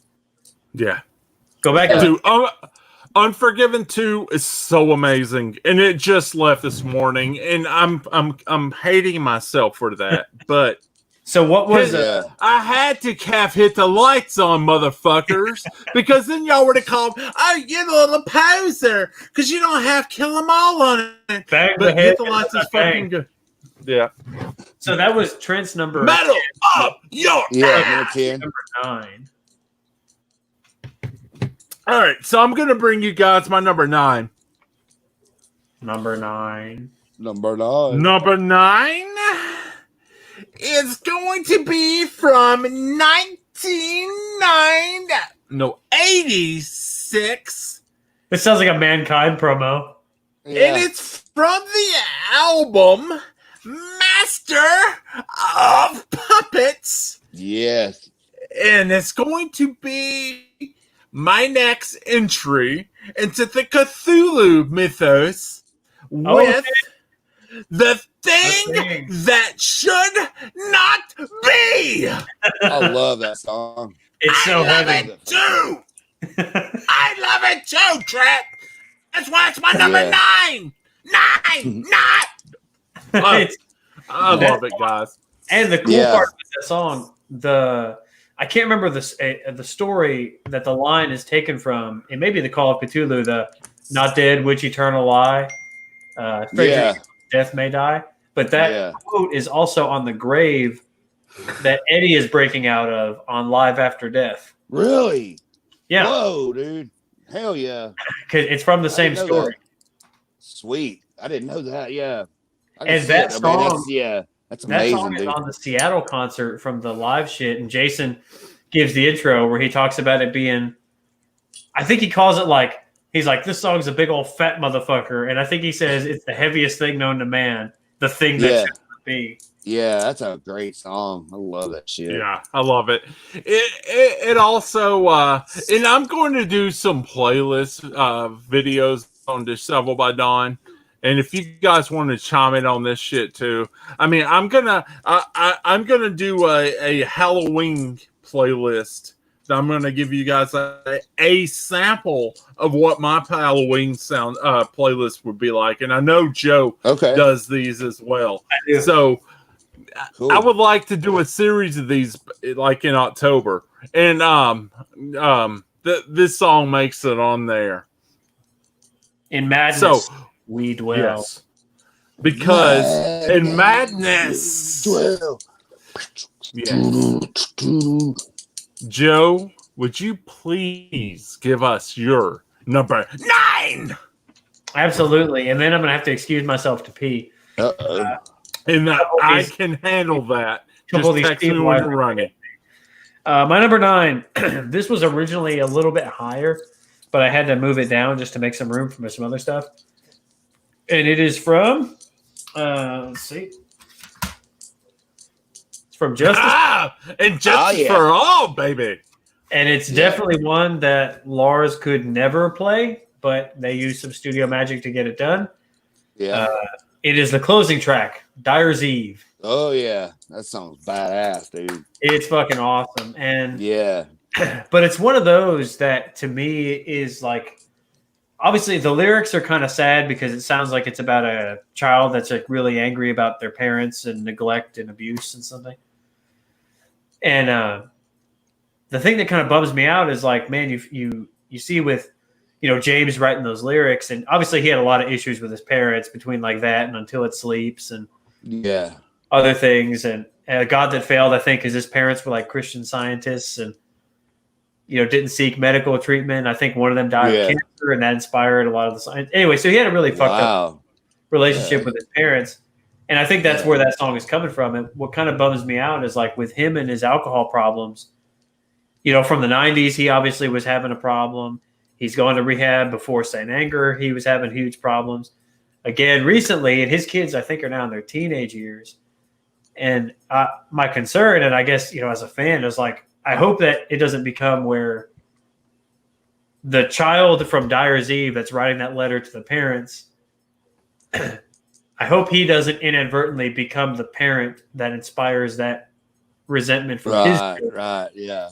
It's hard enough, because he's not home a lot and because of who they are. And Lord knows if he's struggling with alcohol. So it's kind of a bittersweet thing because I was like, oh, man, I hope that you don't pass that on. Yeah. But in terms of the song, it's just it's one of the most ass ripping songs they have. Yeah, it is, man. It is. It rips ass, man. And to touch on that, I experienced a whole thing. My father was an alcoholic. That he went to AA, and we would go to the back room, which was Al-Anon, which was like family of an alcoholic. And what was funny. To speak on this was one day the first time I ever spoke out was a day a person was wearing an Injustice for All shirt. Oh yeah, it's kind of fucking weird.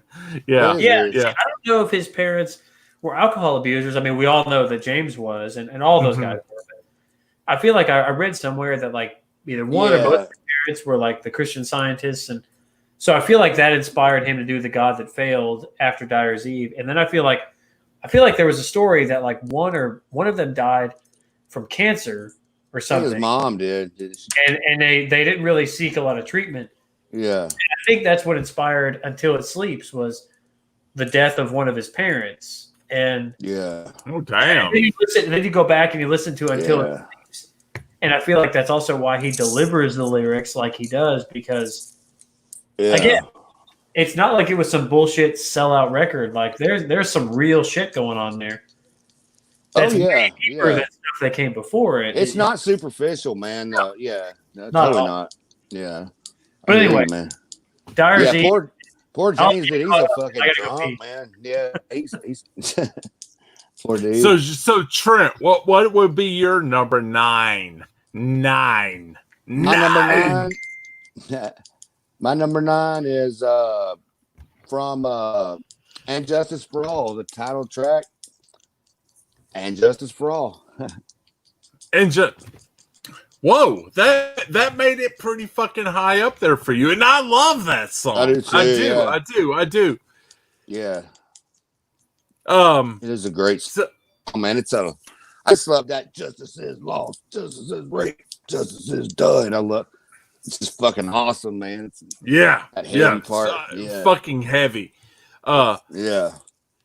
And the solo in it, I love the solo too. Yeah, Kurt or James, which did that solo? I think Kurt did the solo. Yeah, okay. Them's fighting words. I'd like to know what is your one song that you have in mind as the heaviest Metallica song. Let us know what you think is the heaviest Metallica. Yeah. I would be interested to know what you have in mind there. So, Injustice for All, to me, that song, I mean, not only is it fucking just starts out and it's fucking just, let's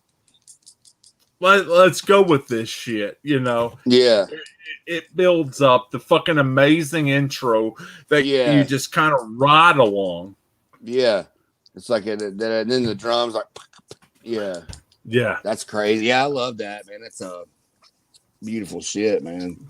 Like you said, you got to like wind through it and it leads you into one to the next. And it's like 10 minutes long. It's 10 minutes long, that track. It's like, it's at least 9 something. It's just like fucking, it's fucking insane, dude.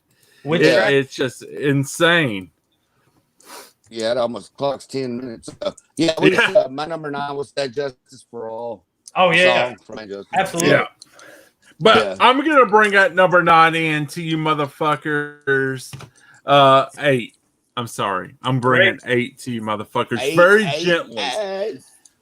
Very, very fucking gently with this. Motherfucker. I mean, I got this shit, and it reignited my love for Metallica. I got that 3. Oh, look at that vinyl though. Yeah. Fucking double gatefold.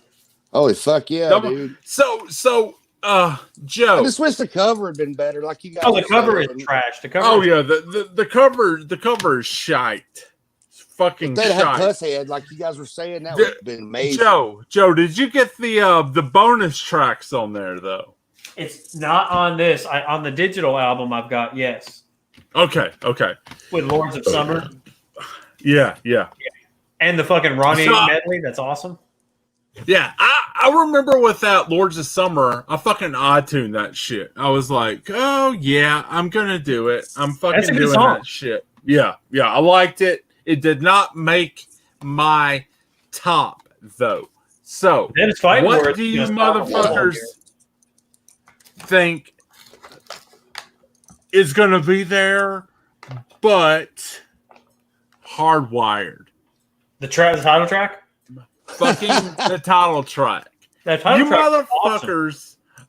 Awesome. That song is fucking amazing. It fucking just hits me so fucking hard. I mean, the fucking shit made my number top 10. Yeah, it's awesome. I mean, there was a song that it didn't make my top 20, and it pisses me off that I kicked it because, I mean, honestly, it would have fucking went above some of the original material. But fucking So What? This is their fucking I thought you meant the song So What? That's what I mean. Okay. Exactly. If I wanted So What, because I love that song. But you know what? I got fucking hardwired on this motherfucker. We're so fucked. We are so fucked. Yeah. Yeah, that album definitely stands with the time, too, man. Yeah. Hardwire, I mean, related to what's going on. Right now, Hardwire has more fucking songs than Saint Anger does, bitches. Oh, yeah. Yeah. Yeah, totally. Saint Anger's got zero. Just these guys use comment, like, makes them want to stomp a mud hole in earth. Yeah. And Sabbath Truth. Yeah, Sabbath Truth was on my list as well. I mean, guys, these songs are really good. I mean, when we're looking at most of these albums, I could have fucking copied and pasted most of these fucking songs on there. I could have fucking copied and pasted most of these songs on there. I almost had to escape them. Same. I mean, it would have been really easy to do this shit if we did a top fucking 75.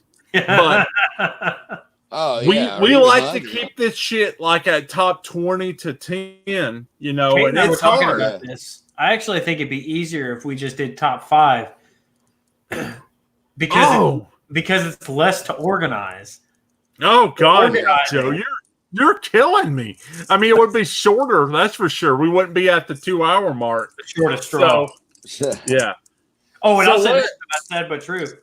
The one, any of the versions with Jason when he does the hi, like especially the Moscow or when they play live around the Soviet Union, fucking amazing. And also, that riff is just as heavy as any Obituary riff. Hey, you speak the truth. And I love Obituary. That's not a knock. I love Obituary.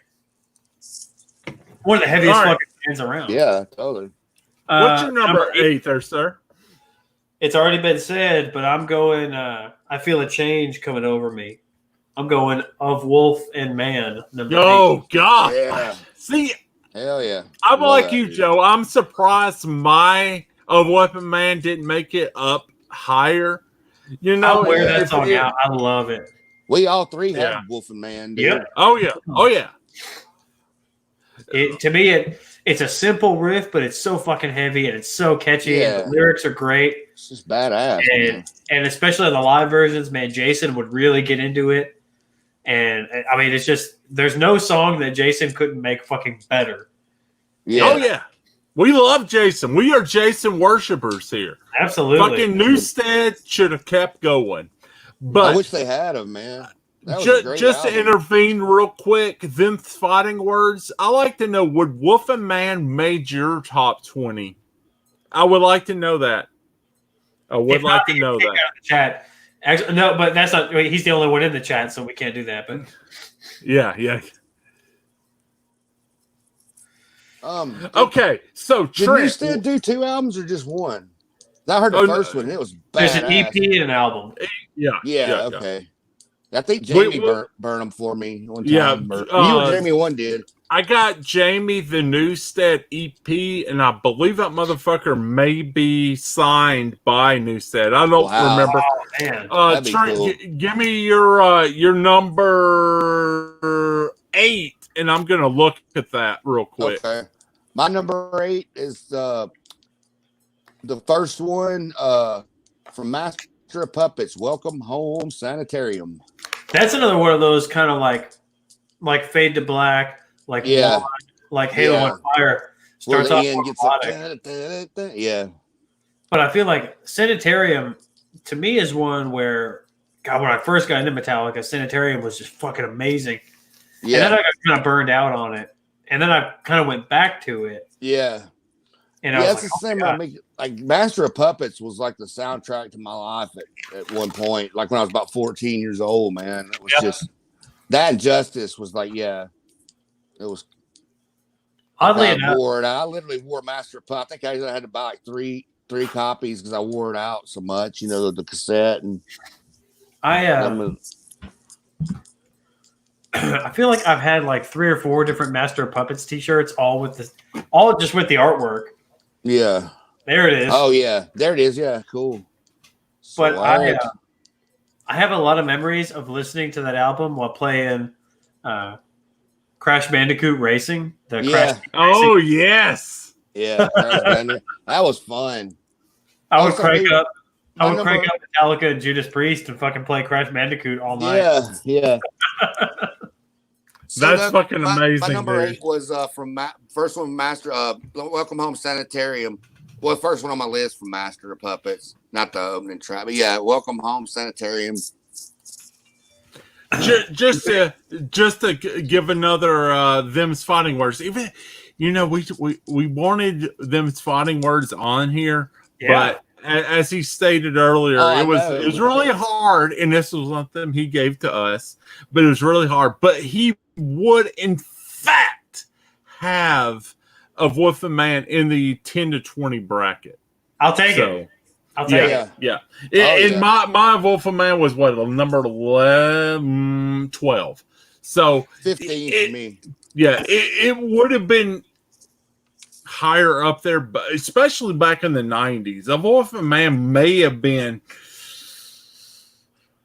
kind of maybe up in my top 5 back in those days. Yeah. But yeah, it's been in my top 10 for at least 15 years.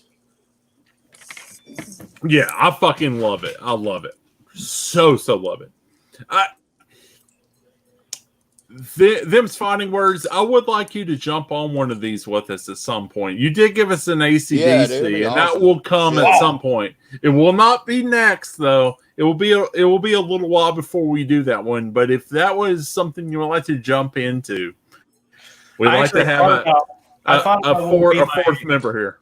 I thought about what would be my number 1 AC/DC the other day when I was like washing my cherries, which sounds like a euphemism, but it wasn't.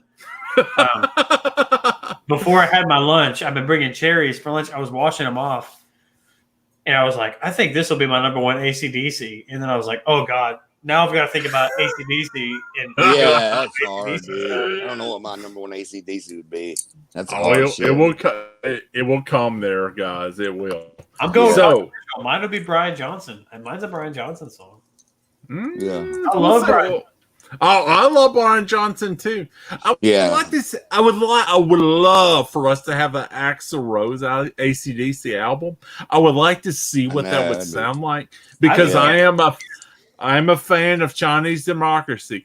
But oh my God, how do we fucking jump over to Axl Rose? So we are number 7. Oh my. I am gonna have to give you my guys number 7. And this will be an entry from Master of Puppets. And if you guys remember back, goddamn, fucking hour and 30 minutes ago when I was telling you my first album by the band called Metallica was that guy right there. That was the first album I heard. I got 3 albums in the mail that day. Oh, no, 2 albums in the mail that day. It was Master of Puppets and Ride the Lightning. And I wasn't interested in knowing to listen to the older one. I listened to Master of Puppets first. And so I'm going to go. Joe and I have actually a connection to this song because our band Outlook Grim actually covered this song. So Joe, can you tell us what it is? Do you remember the song that Outlook Grim recovered from Master of Puppets? I know a couple times when we would play with Bob, we would play Master of Puppets. And you are correct, sir. Okay. That is mine. That is I think that was our only Metallica song. I think it was the only time played. And that may have been before we had a drummer. Dude, I think Bob had that guy come over and play drums for that one. It was not. Maybe. It was not Timmy. It was some dude that we thought may stroke out behind the drums. Okay, yeah. You remember that guy? So yeah, Master of Puppets. So yeah, Master of Puppets is a fucking amazing song. So that I had Puppets on my list and I took it off and I hate myself for it. But I'll say this: every time I pick up my bass, every time, without thinking, if I'm just going to play a riff, it's probably a Metallica riff. And 7 times out of 10, it's a riff from Master of Puppets that I play. Hey. Yeah. I was telling Joe, like, Master of Puppets was like the soundtrack to my life when I was about 14. I think I wore out like 3 cassettes. I had to buy 3 different copies of it. I just played the shit out of it, man. Like, I think they even used it in the opening credits to Zombieland 2. I'm pretty certain. I'm not seeing that one. It's good. I want to. I haven't. The first one they used For Whom the Bell Tolls. You guys mind if I don't take a leak real quick? Yeah, that's cool, man. That's cool. So that is my number 7. But let's talk a little bit about before we go to your number 7, Joe. Sure. I would like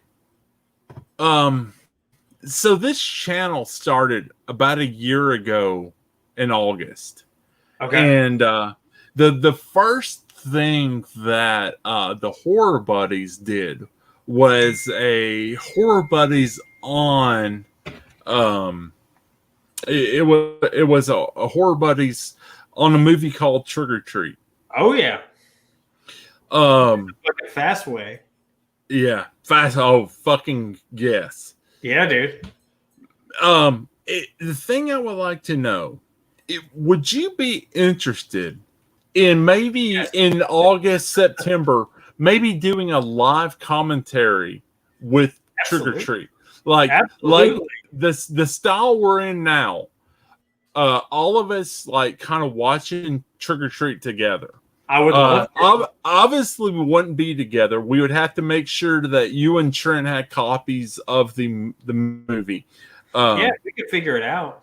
Yeah, I would love to do that. It would kind of be like a Horror Buddies, Metal Bros, like crossover. If we're talking like comics, or if we can't figure that out, this might be even more difficult to figure out. We could do a listening party to the soundtrack to Trick or Treat. Oh shit! And we can all comment on Fastway. I mean, that would be an interesting thing. The craziest thing about Fastway is by the time the band got started, Pete Way had already left. I know. See, that was the way of the fast. He was the fucking way. You know what? Another weird thing about that, and maybe if we do, maybe we do both things. Maybe we do a commentary for Horror Buddies and a listening party for the album. Maybe that's the true fucking crossover, Joe. And this is why this, that's the amazing thing. So, that I just wanted to kind of go over that with you. But without further ado, I know you would love to tell me your number 7. Number 7. This camera thing is kind of fucking me up, but I'm going to Puppets for 7. Okay, so we're staying together here. Yeah, actually, for the longest time, I used to have a poster of this album cover, and I laminated it. I used to have it in my bedroom. There's pictures of me on like fucking MySpace with it on my bedroom, and then I had it up in my classroom for the longest time. And I think I may have given it to one of the kids that was a big Metallica fan. I can't remember, but see.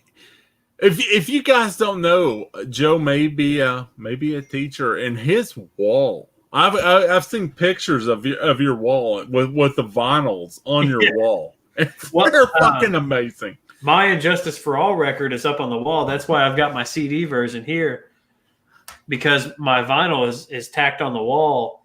Oh gosh, next to fucking Freely's comment, which is how you know, like, R.I.P. for the drummer there, man. I know, man. I know. I know. That's this fucking 2020, dude. Fucking. Well, I'm still not over when Ace was supposed to play at fucking Brushy Mountain, and then Ace canceled. He'll play at a fucking bar mitzvah in Fort Lauderdale. He'll play at a car dealership in Louisville, but he won't play in Knoxville. So whatever. I know. And here's the thing: we were all three of the horror bros was going to be there because Joe was there.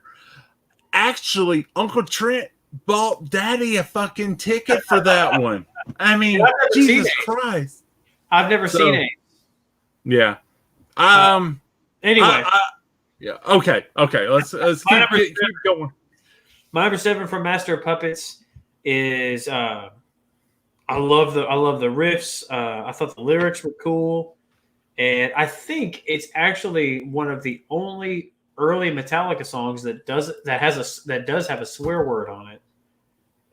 And it's not even bad. It's just like ass, but most of the records don't have a lot of swear words on it until later. But that's why I could buy. It's the Leper Messiah at number 7. Oh, I love that song. This because I think you said it wasn't on your list at all. Yeah, and that was my first kick myself in the ass version of that. Kiss your ass goodbye. Yeah, I love that song.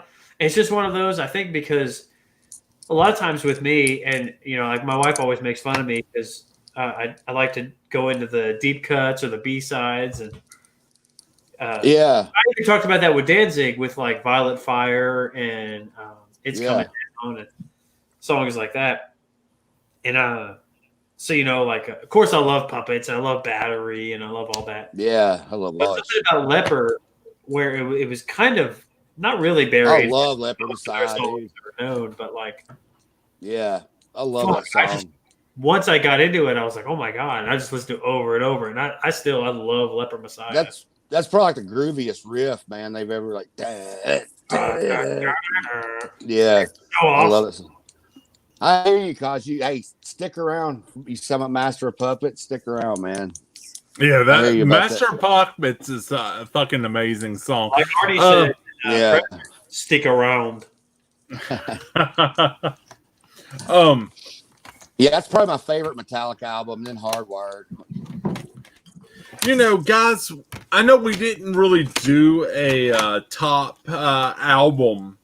If you guys are interested in seeing us actually bringing our top albums into this, we will do an album countdown, like kind of like what we did with Danzig. And you may be surprised of how we would rank our Metallica albums because exactly, because where you have a song like Hardwire for Self-Destruct or Hardwired, you would have that, but you also have a whole other combination of songs. Oh yeah. So where my list may only have 2 Black Album songs, where would Black Album actually make it on my list? Because we have songs that I had to fucking kick my own ass to not fucking put on this. Yeah. Like Joe mentions fucking Leper Messiah from Master of Puppets, how it's not on my list, which I love the song. How would we rank the album? If you guys are interested, we could do a similar thing before the Motorhead Top 20. We could do a ranking of the albums if you're interested. Well, it'd be fun. Puppet isn't on my list, and then I only have 1 song from Kill 'Em All. And I love Kill 'Em All, but So Trent, where would you lie your number 7? Where could we look for your number 7 to be? Number 7. What album? From Ride the Lightning. I love the shit out of this song. For Whom the Bell Tolls.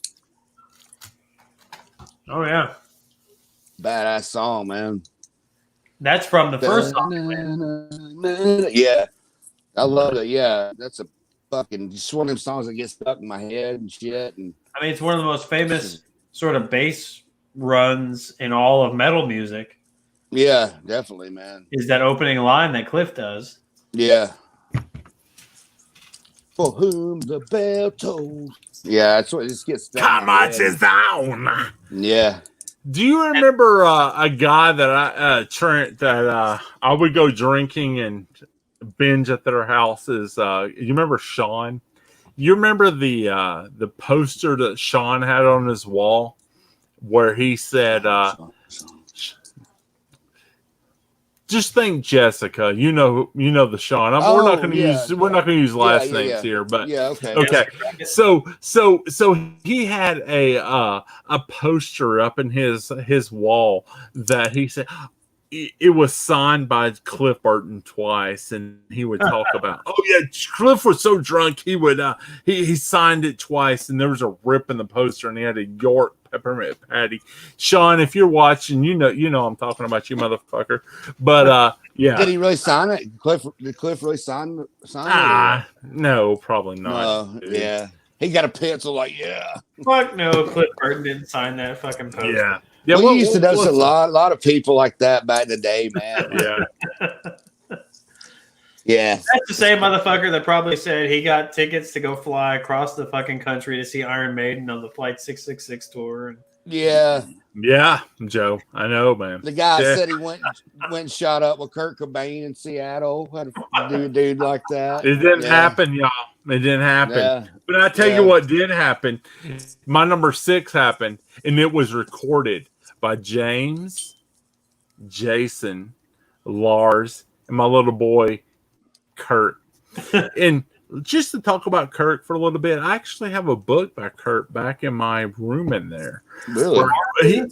That motherfucker loves horror movies. He does. Yeah. Okay. He collects Japanese toys. Oh yeah, he does. He does. And I'm sure Kurt would be proud of some of my he would. Yeah, some of my shit here. Yeah. But the things that Kurt loved was he fucking loves horror movies. Mm-hmm. But he seems like a cool ass dude, man. Yeah. That book is Kurt. That like book is Lars would probably be an ass, but Kurt seems like he'd be cool. Y'all, it's coming to an end. It's coming to an end. It's empty, y'all. It's empty. It's right here now. That's the last one. Let me tell you. And if you motherfuckers didn't know, I'm talking about not the classic lineup. I'm talking about an Injustice for All lineup, because we're talking about 1988's Injustice for All, and we have discussed this song already because of Pusshead. Shortest motherfucking straw. Shortest straw for you. Yeah. I got the little Walmart version of the Digipack here. It's so fucking white you can't fucking see it. Yeah, I got that fucking. Then I got my fucking OG fucking shit. It's so white you can't fucking see it. Those are ones I like. Those are ones I like. Yeah. And my album is at school. It's on the wall. Yeah. I've got the Injustice for All. CD. I got the OG one. Shortest Straw. Jewel case. I fucking love that song, y'all. It's so good. It was on my list, and I cut it, and I hate myself for cutting it. I hate myself that it's above Master Puppets, but then again, they're both fucking amazing songs. Absolutely. So you can't go wrong with either one of them. Joe, I would love to know what your number 6 is. And we're not talking about 666. So we're not talking about the number of the beast. We're not talking about fucking Iron Maiden. Because Iron Maiden will fucking come to the horror buddies at some motherfucking point. Because or the new Creator song, 666, which is awesome. By the way, if we have any artists out there, and I know, producer Jamie is thinking about this. We actually have, because of the genius teacher we have here, Joe. We have an amazing idea for fucking logos for this this brand that we going on.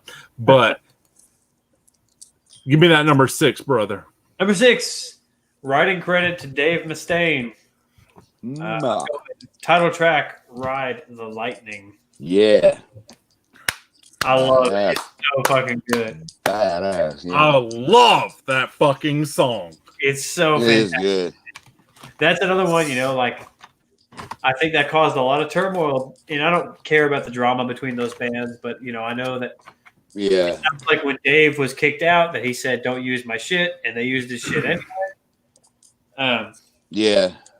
Which sucks, but the songs are fucking great, and so I love the artwork. It's probably pound for pound my favorite Metallica album. Yeah, yeah, it's a good album, man. There's some really embarrassing Facebook pictures of me with a Metallica shirt with the Ride the Lightning, with a cut off shirt, and just some really awful pictures. But yeah, the title track has been one of my favorites. So number 6. Ride. That's cool. Yeah. So as you all know, that producer Jamie has an uncle that's been riding in the lightning for years now. It just hasn't happened yet. They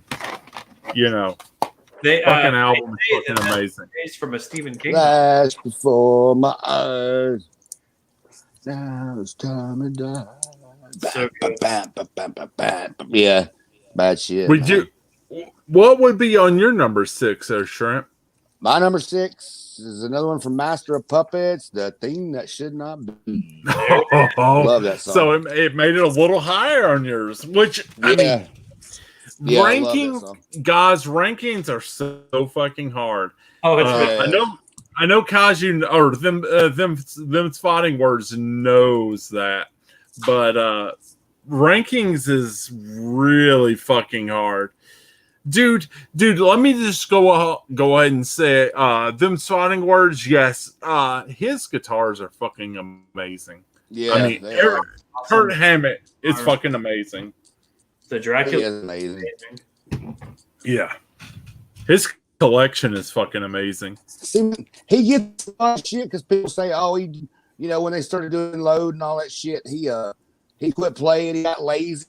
I think he just started experimenting more and doing not as much technical shit, but he could do both. Yeah, I mean, you could say that with Saint Anger, but I think there was a lot. Bob Ross. What the fuck, Bob Ross? Bob Ross, dude. By the way, I had no idea Bob Rock did fucking Kingdom Come. That's been all over fucking Blabbermouth right now. I had no idea. Really? And my dad loved fucking Kingdom Come. I actually like Kingdom Come better than I do fucking Led Zeppelin. So rock on, Bob Ross. Yeah. Fuck Led Zeppelin. Yeah. Rock on fucking Kingdom Come. But Doug's not a Zeppelin fan at all. Oh hell no. Fuck it. Bob Rock, you did well, son. Yeah, he's a good producer. He's got good vision. But yeah, Kirk, I just think he wanted to do something different and experiment a little and, not do so much technical, like he went back to it. But I did just like people were saying, oh, he's just got lazy and stuff. And I didn't agree with, when they said that. Or I don't agree now, Yeah, I know. Trash can. Bob Ross, happy little trees. Yeah. Hey, that's Inner Night. I probably drank a little bit too many Inner Nights right now to be moderating, but I will tell you, I reel it in to go number 5 because we're 2 hours into this shit, and I'm sure. 2 hours. Yeah, I'm sure you motherfuckers know this is coming. I know Joe is like, yeah, how come Doug hadn't said this one yet? But For Whom the Bell Tolls. I knew it was gonna be up there. I just didn't know. Yeah. It's like, love that fucking song. That song's amazing, dude. Milky White from that song, dude. So fucking good. I won't go on this song because you motherfuckers that are watching it 2 hours in, you know that song fucking rocks. And if you hadn't made it this far, yeah. All you motherfuckers that made this far knows that song fucking rocks. Yeah, what is your number? What's your number 5, sir? Number 5. It's another one that's been mentioned, I think, by both of you. I'm going title track and Justice for All. Yeah. Yes, I made all 3 of our lists. Such a good song. 44 seconds of absolute fucking crushing riffs. Yeah, it was number 9 on mine. Yeah, that song was amazing, dude. It is top 5 for me. I love it. Yeah, just so it's another one that's made all 3 of our list, and I would be interested to know for you guys that's made it this far into this video, what would this be on your list? Please, please, please. You know, after this is all said and done, this shit's going to be on YouTube for here on out, I guess. And I would like to know what your top 20 is. Bring us top 10 if you don't want to go 20. Fuck that top 5 shit, though, Joe. Fuck that top 5 shit. I just could not do it. Well, all right, Joe. Like Pete Wade, just get the fuck out of here before we even start.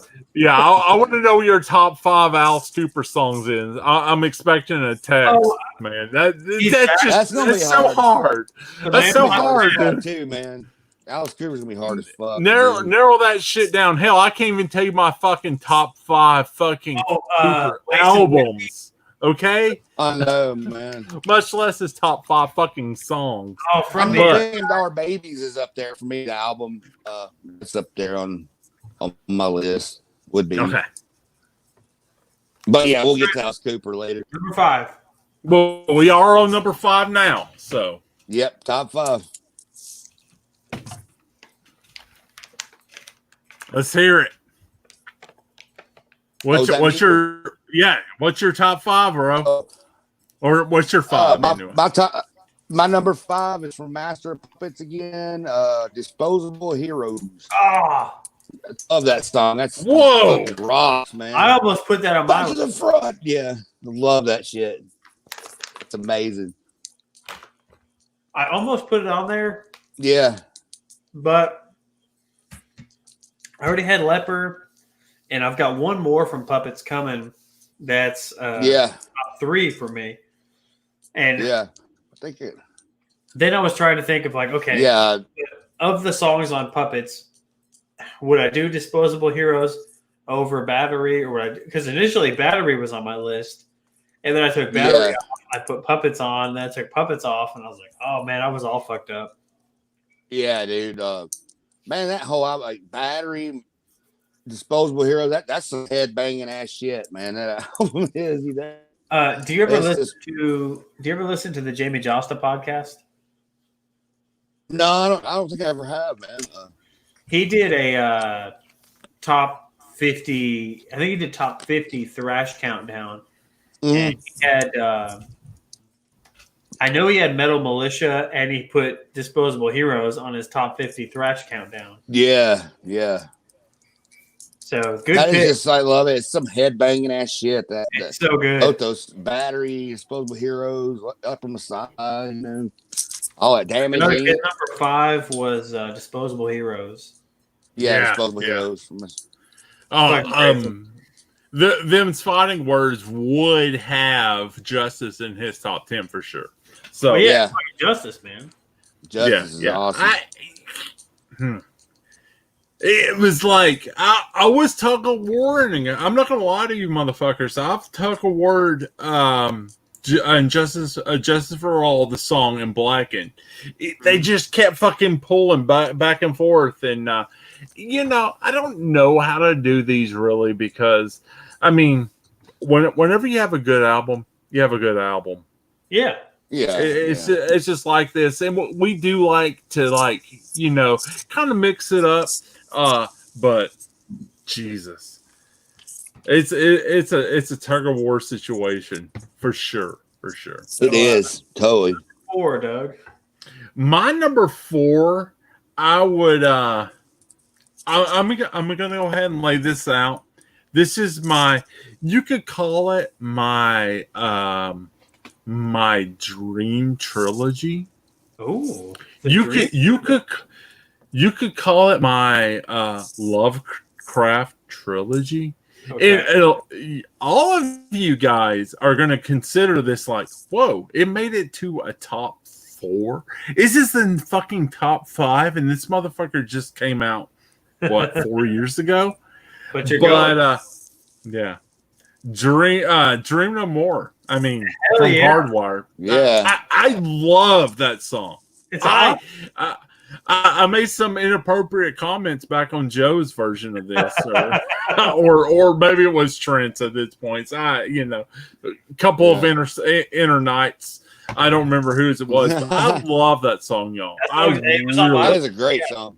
That song is awesome. Yeah, it is. And here it is.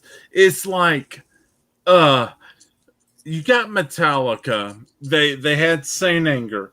Which, unfortunately, I mean, we're at top 4 right now. You guys know that there is not going to be a single fucking song make it on my list. But let me express something. I'm looking at the set. I mean, the list here.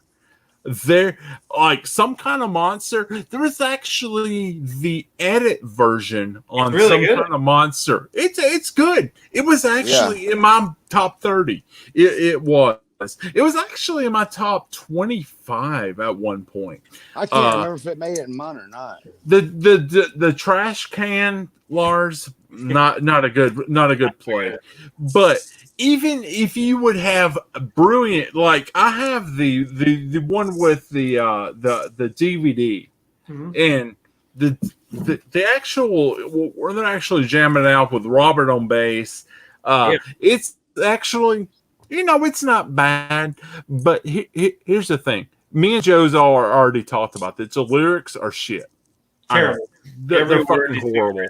Fucking Saint Anger would be my, after Some Kind of Monster would be my next, probably. Fucking horrible. Yeah, I don't think I had any from Saint Anger. Yeah, I was trying to remember if I had Some Kind of Monster. You get shit like Shoot Me Again, which has fucking good parts, but then you have like, what the fuck did Jameses do? What was that sound? Yeah, I don't know. Shoot me again, I ain't dead yet. Yeah, shoot me again, I ain't dead yet. But yet, parts of that song was really good. So where Joe was talking about load and reload, which I think as a group, even though load and reload didn't really have presence on my list, I actually became very fond of after this 2020 re-listen. Yeah, same here. The thing is, he said that we could create a good one album, 14 songs. I think with Saint Anger, there's a good album in there. There are good songs in there if you pick and choose from the songs, because there are parts of Shoot Me Again that I actually like. There are parts of Purity that I actually like, but as a whole song, I don't think so. There are parts that Invisible Kid I like, but I mean, I can't like the whole song because there are parts that are just trash, y'all. Just fucking trash. About a lot of Saint Anger. I don't want to keep Joe from his number 4 because I know he's wanting to get it out. Absolutely. Let us know what your number 4 is. Number 4 is, sadly, because I really like the record overall, it's the only entry I've got from Death Magnetic. But it is the opening track. That Was Just Your Life. Yeah. That's a really good song. That song fucking slays. Every riff, and there's a million riffs in that song. I think it's interesting how Death Magnetic has hit our shit. I mean, it's a top 4. It's a good record. It hit twice on mine. And the thing is, it's really a good record. It really is. Like Joe said, could stand for a little bit of a remaster, but then again, there's a certain Iron Maiden album I think it's stand for a remaster. Yeah, probably, but it's a good album. It really is. It's Maiden album. I was actually thinking of the one with the Ward cover. Fuck, I'm a couple of inner nights. Well, the one after like Bruce came back, and then Dance of Death. No, fuck, I don't even. What was the next one? Brave New World? No, after Brave New World. Dance of Death was after Brave New World. Okay, after Dance of Death. Matter of Life and Death. That had the war cover, right? Yeah. Dude, that was so compressed. I'm like, holy shit. Fuck, I hate compression. I feel like there's a lot of good tracks on Death Magnetic because I really like End of the Line. Sucks, man. I really like Cyanide. I really like Judas Kiss. I like My Judas Kiss is cool, yeah. My Apocalypse was on my list at one point as well. Yeah, it was on mine too. But there Judas was Kiss was on mine. I had to cut it, man. It was on mine, but I had to put that opening track because it's fucking awesome. And Joe loves his opening tracks. I do love my opening tracks. He does, man. Trent, what would you like as your number 4? My number 4. Did you give yours, Joe? Yeah. Yeah. Okay. Yeah. Number 4 from Master of Puppets, Leper Messiah. Yes. Which we already talked about earlier. My 4th favorite. Yeah. It's so good. It is. It is good. It's amazing how it can make you guys' top 5 and not even my top 20. But that's the thing. Metallica has such a deep catalog and so many good songs. Yeah. You when you listen to these, you kind of remember with like something like Load and Reload. For me, I was more into something else. For Joe, he was more into like that was where he was discovering Metallica. Yeah, it was. So you really do these as retrospects, but then again you find the beauty in these albums, like absolutely where I really did find the beauty. In Saint Anger, I didn't find the beauty. It still sounds like shit. It sounds like shit, and the writing is shit. There's no Kurt fucking solos. There's no James solos. I mean, it's still shit. Yeah, and Lulu, they just did that shit live. They just recorded straight. They didn't even fucking do takes. Lulu. Fuck Lulu, dude. Yeah. Them's fighting words. Give us, what did you think about Lulu, man? He said there was a fan remaster of Death Magnetic. I've heard some of the ones on YouTube, and they are better. It's like the ones where people have gone through and done versions of Injustice for All, but with a boosted bass sound. Oh, cool. Yeah. There's one called Injustice for Jason, and it's it's fucking Injustice for Jason. Did they ever remaster it and turn his bass shit up? I think they remastered it, but they did remaster it. I have the remaster. They did not turn his bass up. Well, it's a remaster and not a remix, unfortunately. Damn, that fucking sucks. Yeah, remix is what we got to mean. Like, I thought they were gonna do a remix and turn the bass up and shit. All right, so I'm gonna give you guys my my next one. Whoa, I just lost everything. I'm gonna give you guys my next one.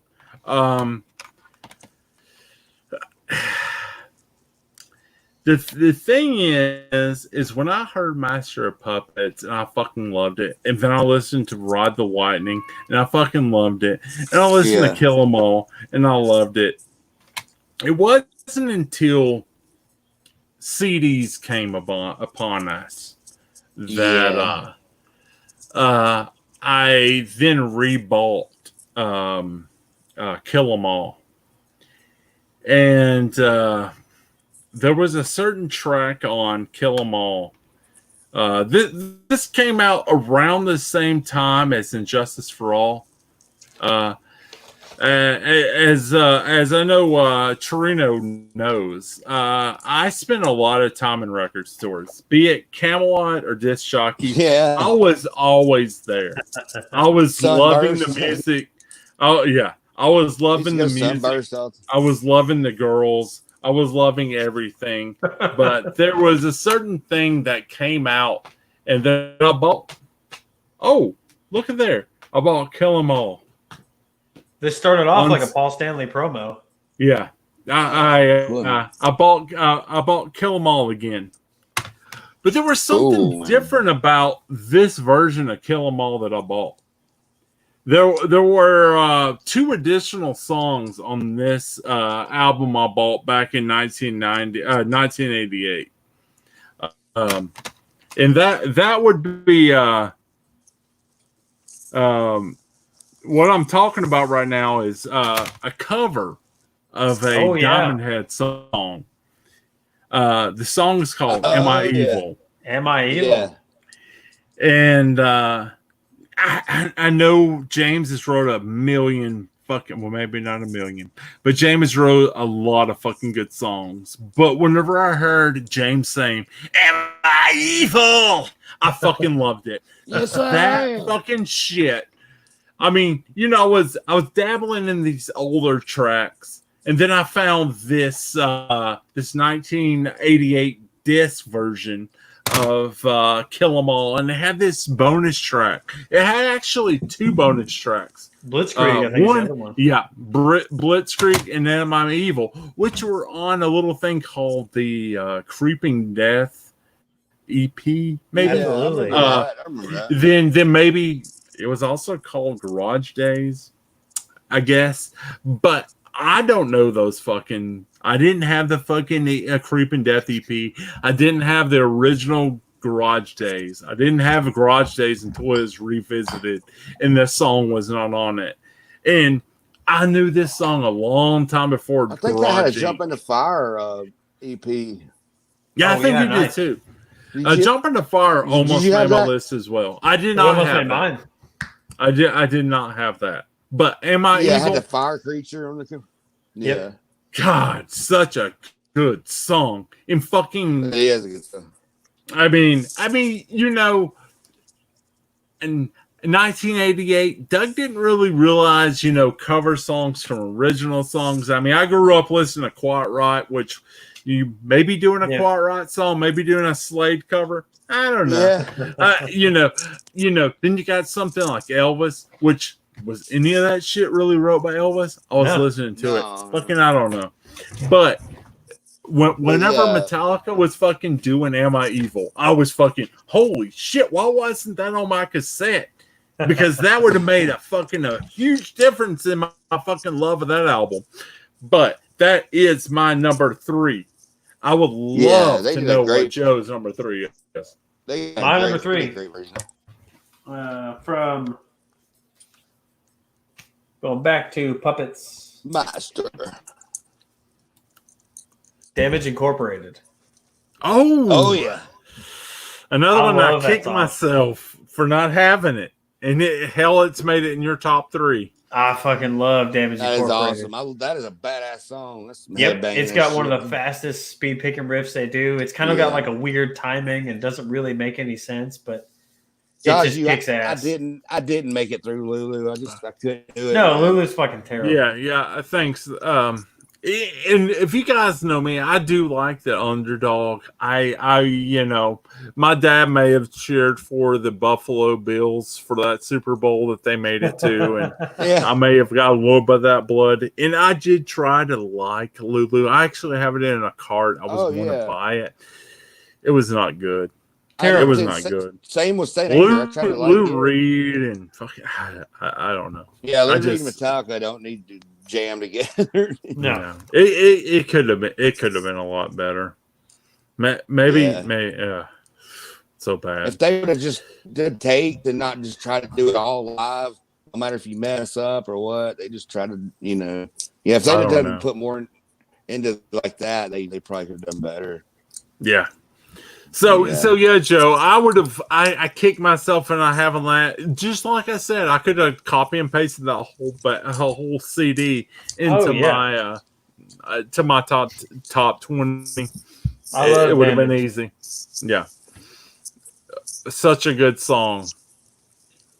It is, man. Yeah. So Trent, number 3 is from Ride the Lightning, a song called Escape. I love it. See, Joey even mentioned that he thought about having Escape on this list. Yeah, I think James Hetfield hates that song, but I love it. Oh, I do too. I knew it was going to be in my top 3. I was like, Escape. I've always loved that song. And yeah, man, that's one of my favorites, Mom. Hatebreed does a good cover of it. James hates Whoa, I didn't know that. Yeah, I didn't know either of those things, actually. That's crazy. I didn't know that either. I've heard that he doesn't like it, and the only time they've played it is a couple of years ago when they did all of Ride the Lightning and all of Black Album together. Yeah. That is crazy, man. But I think there's a version of it there's a Hatebreed cover album called For the Lions, I think. Yeah. And I think there's a version on there, and then I've got it as a bonus track on the self-titled album, but it's fucking awesome. Yeah, I love it, man. It's a great song. But yeah, it's my number 3. I'm gonna bring you guys my number 2, and if there were, I actually think let me look at my thing here. I think I can go ahead and talk about this because we are almost done with this.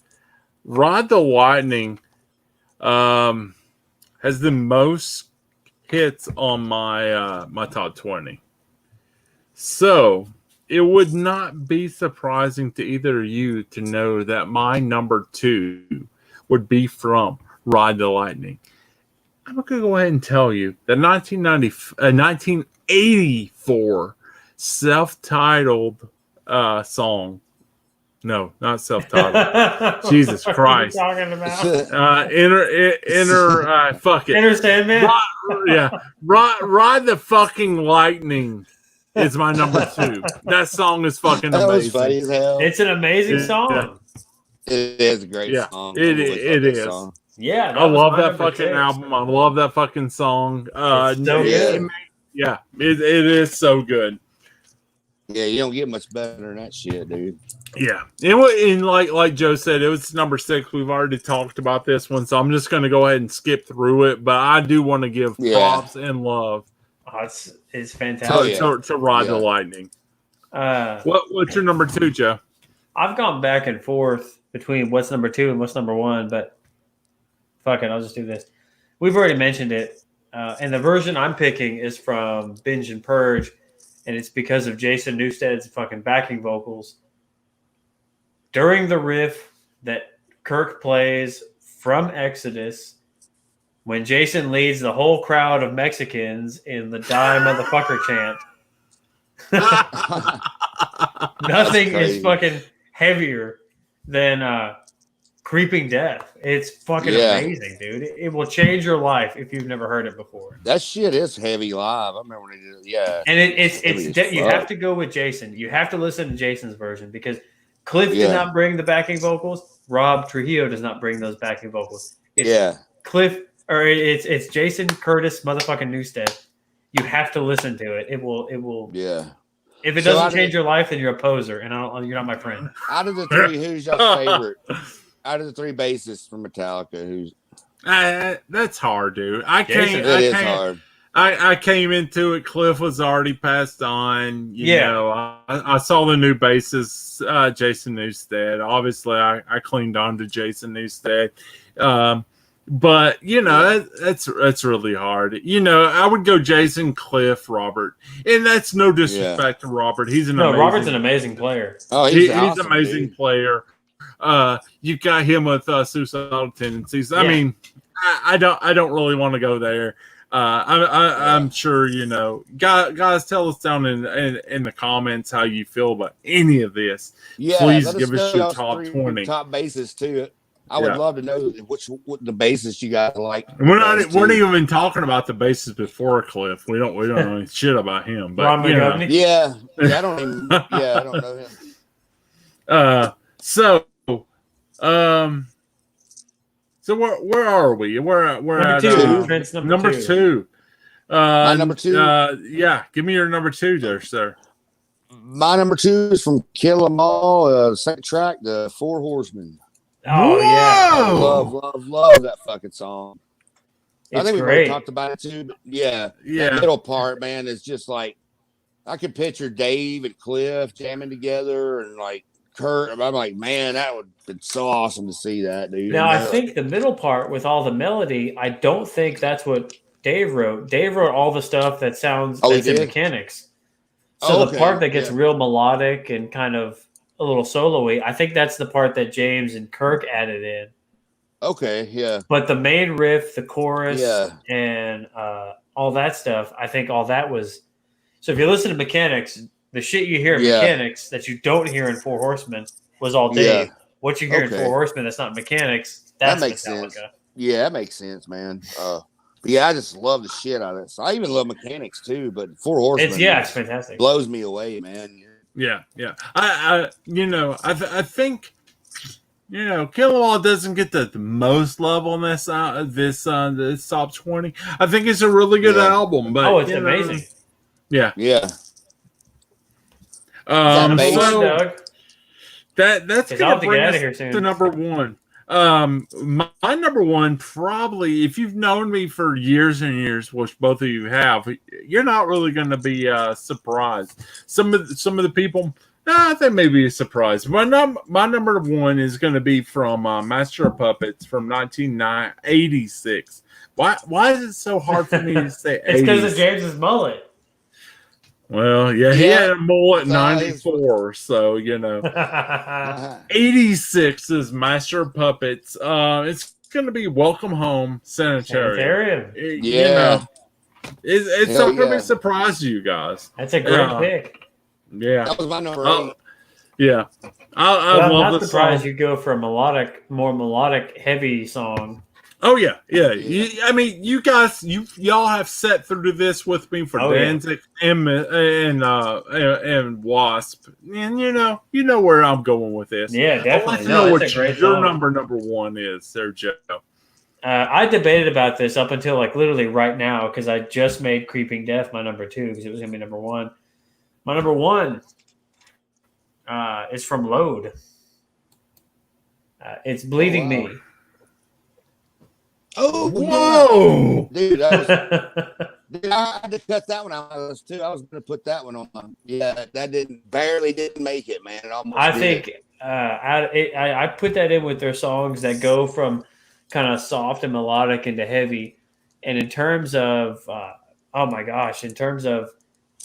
in terms of music, I mean, I know it's mostly just based on an E minor chord, but man, it fucking slays. And I feel like Lars sounds amazing on the track. Jason's too low. He needs to be, Jason needs to be louder. Always. But I feel like lyrically, it's one of James's best because it's obviously him. There's a lot of metaphors between Load and Reload about trees and thorns and stuff like that. And obviously, it's about him like dealing with all the shit that he's done to himself that's fucked up his life. Yeah. Which I've never done any of that stuff to myself, and I wish he wouldn't do that to himself. But it's pretty clear he's coming to some sort of reckoning with all of his demons. Yeah. Building off of Dyer's Eve, building off of The God That Failed.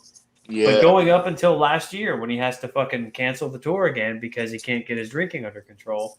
So it's clearly something he was aware of in 1996, but he still hasn't conquered, which bums me out to no end. But the song, to me, it gives me goosebumps every time I listen to it. I mean, Kirk sounds like a hero on – I think he plays a slide on parts, and then, of course, his wah-wah pedal, which he plays on every solo. But I just feel like everybody shines. So fuck it. I'm going number 1, Bleeding Me from Load. Yeah. I almost made mine too, man. I can see how to make number 1, man, for a lot of people, for anybody really, because I love it too. I love and shout out to Them's Fighting Words who gave me some props on it. All right, my number 1 is from Master of Puppets, the title track, Master of Puppets. Yeah, I mean, you can't go wrong with Puppets. No, yeah, man, no, the sure. production, the sound effects and that shit, and the guitar, man, it's just the riff at the first is amazing. You know, going back to James being a killer riff writer. Yeah, so that's my all-time favorite Metallica song. There's a reason it's always in the top 10 of all thrash metal countdowns. Master of Puppets always shows up. Yeah. Yep. And it showed up in Definitely. this one. So I know. I kicked myself in the ass. It wasn't even on my list, and Yeah. It showed up twice. Yeah. So yeah. And we got to give love where love's due, and you know, Metallica is just very loved by all three of us. Absolutely. And oh yeah, you're not going to deny part of my that. growing up, man. Yeah. No, totally. Speaking of Master of Puppets, that laugh at the end of the song, I love that laugh that James does. So great, man. James did it so much better than I did it back in Outlook Dream days. Oh man, yeah. Thank you, them Siding Words, for sticking with us. Thank you for also hanging out, man. Yeah, challenging us to this this thing here. And it was a challenge. It was a very hard challenge. Probably harder than even Danzig was for me.